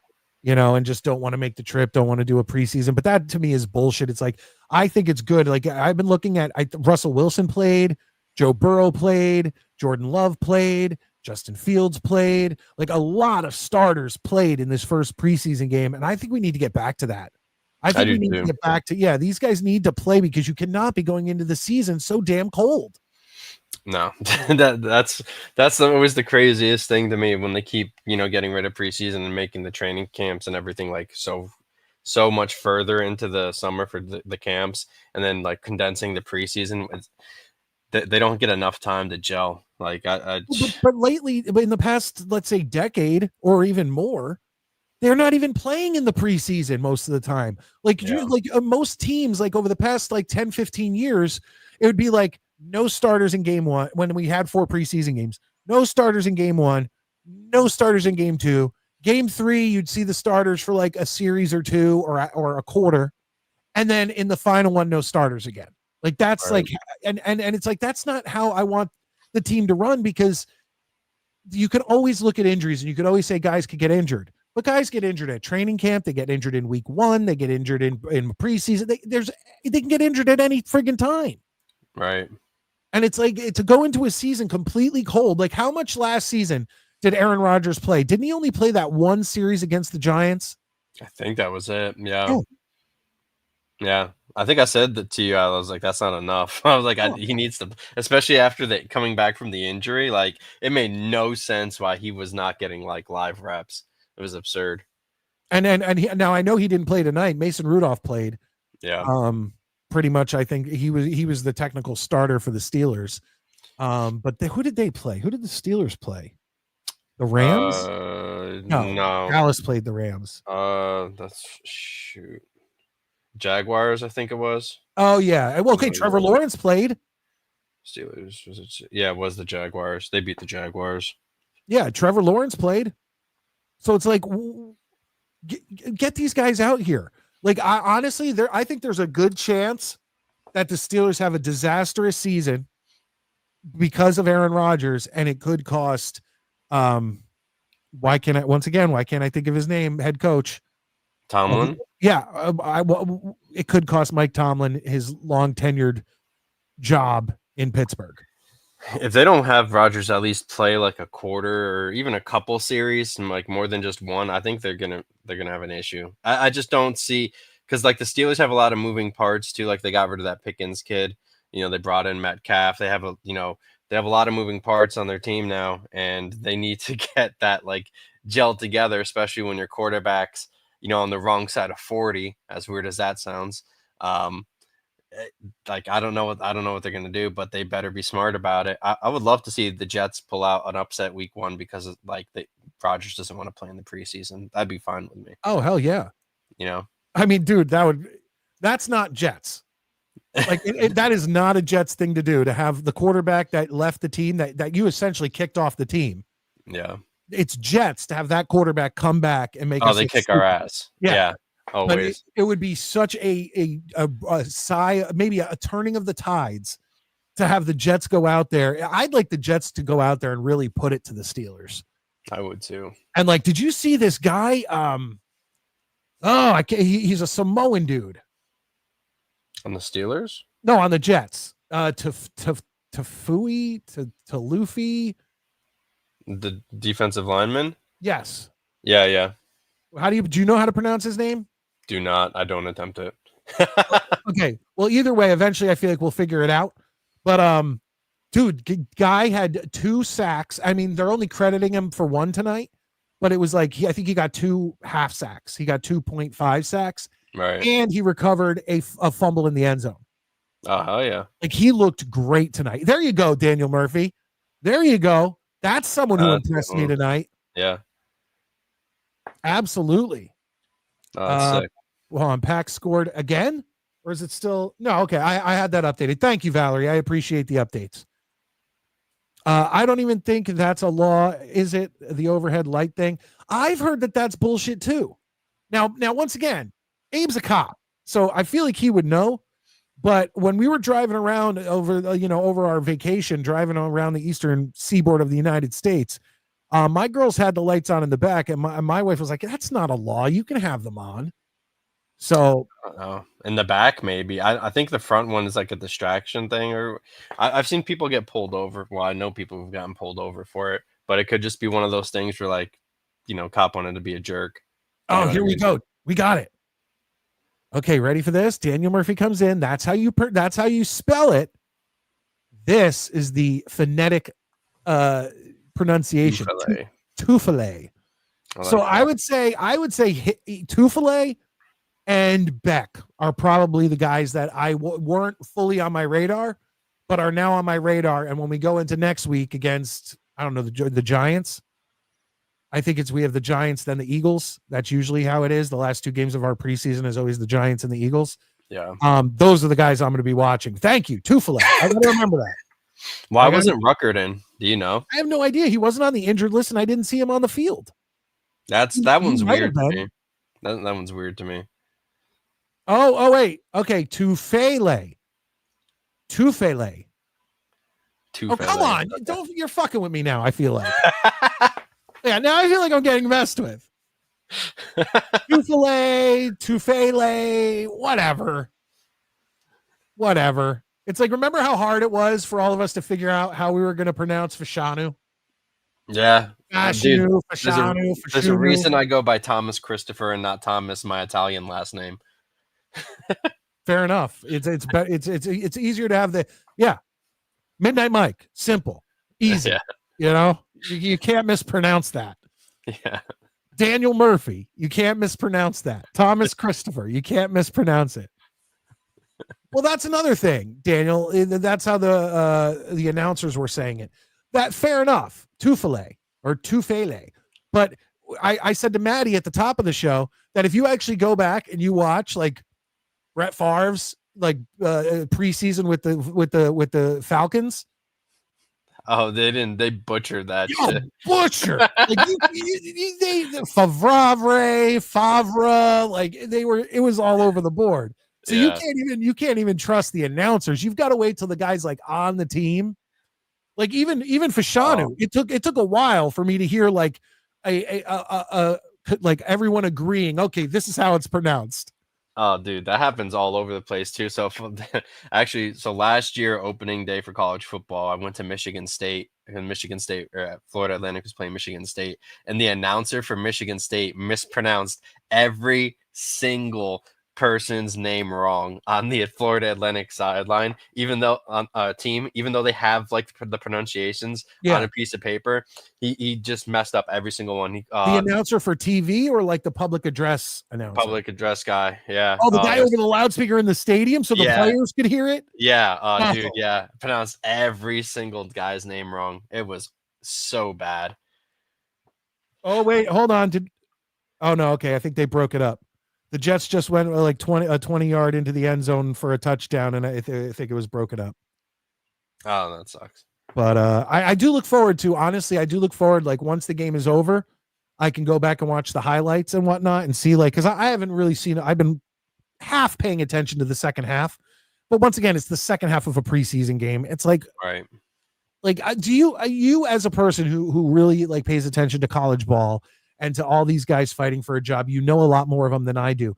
Do you watch second halves of preseason games? Because for me, it's hard because you know that 90% of these guys are not going to be on your roster.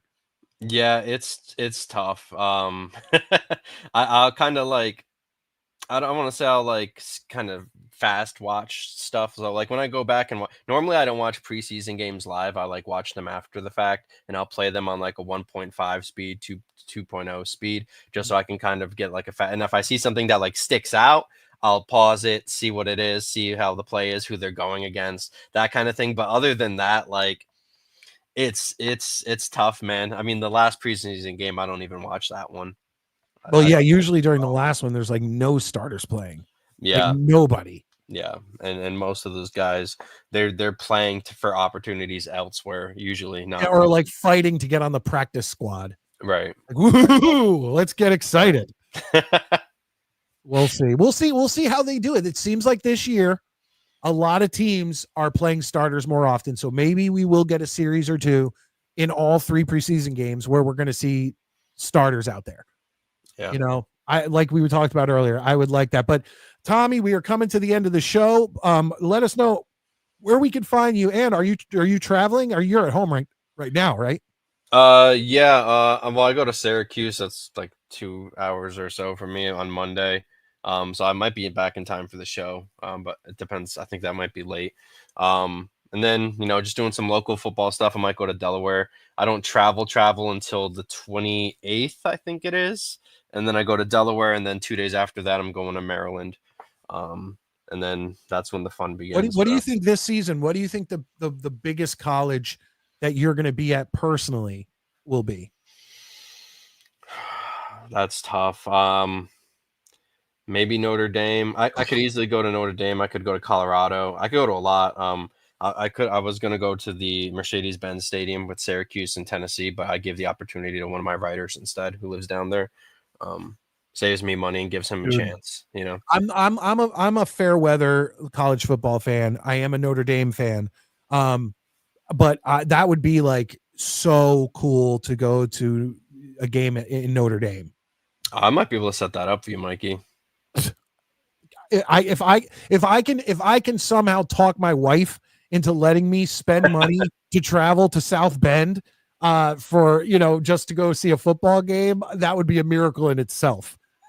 but seriously, like that's something like to go to a game in Notre Dame, like wow, that'd be cool.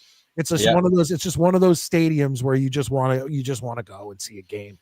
Oh, 100%. I think Syracuse is going there, so I think that's what I'm like really trying to go out for because everything you said. And then I think they're coming to Pittsburgh too, so I'm going to try to go to that one. We'll see. Real quick, last comment. Let's get this in. That kicker that hit the 70-yarder was a tiny dude. We should be able to get at least a 75-yarder out of the thicker kicker, Beavis. Just out of the thickness. They had it weird today, Tommy. They had Mevis kicking off, and then I think he took over field goal kicking duties. But the first touchdown that we got, Nick Folk kicked the extra point. Interesting. Yeah, they only I think they only put Nick Folk out there for one kick. Hold on, let me just check real quick. Just so that's interesting, actually. Yeah, let's see here. Yeah, Nick Folk was out there for literally one extra point. And then Mevis took the other extra point and then kicked a 22-yard field goal and hit it. So good. At least they're making field goals. Yeah. Even with the Jets. Yeah. Even with the Jets, a 22-yarder isn't even like. That's what I'm saying. Nothing's guaranteed with this fucking team, man. It is nice to have Nick Folk, though. I will say that. Yeah. Yeah. The return, hopefully it goes good. We'll see, right? But okay, so you are at Tommy CFB for college football on X. Check out Tommy, league winners, all that stuff. Tommy, I really appreciate you being here, and hopefully we will see you on Monday or next Saturday. Yeah, of course. Thanks for having me on, Mike. Later, guys. You can take care. Thank you. All right, ladies and gentlemen, that was the Midnight Mike Show. I really do appreciate the fact that you guys joined in with so many shows going live tonight, especially, like I said, you got, some of the big boys of game coverage for the Jets, like Green Bean. And then you also have, because we're playing the Pack, you have Tom Grossi in his new place out in Wisconsin going live for the game. Much appreciated, guys. Anyone who's watching on the replay, anything like that, please do me a favor and just hit that like button. That means a lot to the show, and I really do appreciate all your guys' support. But it is time to end out this show because it is getting late. I am still like 20% sick. You saw the little cough in there going on at the end, but I got to get out of here. I want to go watch the end of this fourth quarter. It looks like we got a win here. It looks like the New York Jets will pull this one off. It's only preseason, but football is back. New York Jets football is back. Okay? I can't say that enough. I'm so excited. Like, it just felt right. And I said it at the top of the show. Those of you who missed it, I went outside and it wasn't super hot. It was like it was a little cooler than average for August. And that's like when that weather starts getting a little cooler, that's football weather. That's football weather. I am Midnight Mike. I can't wait to see you next time. JETS, Jets, Jets, Jets.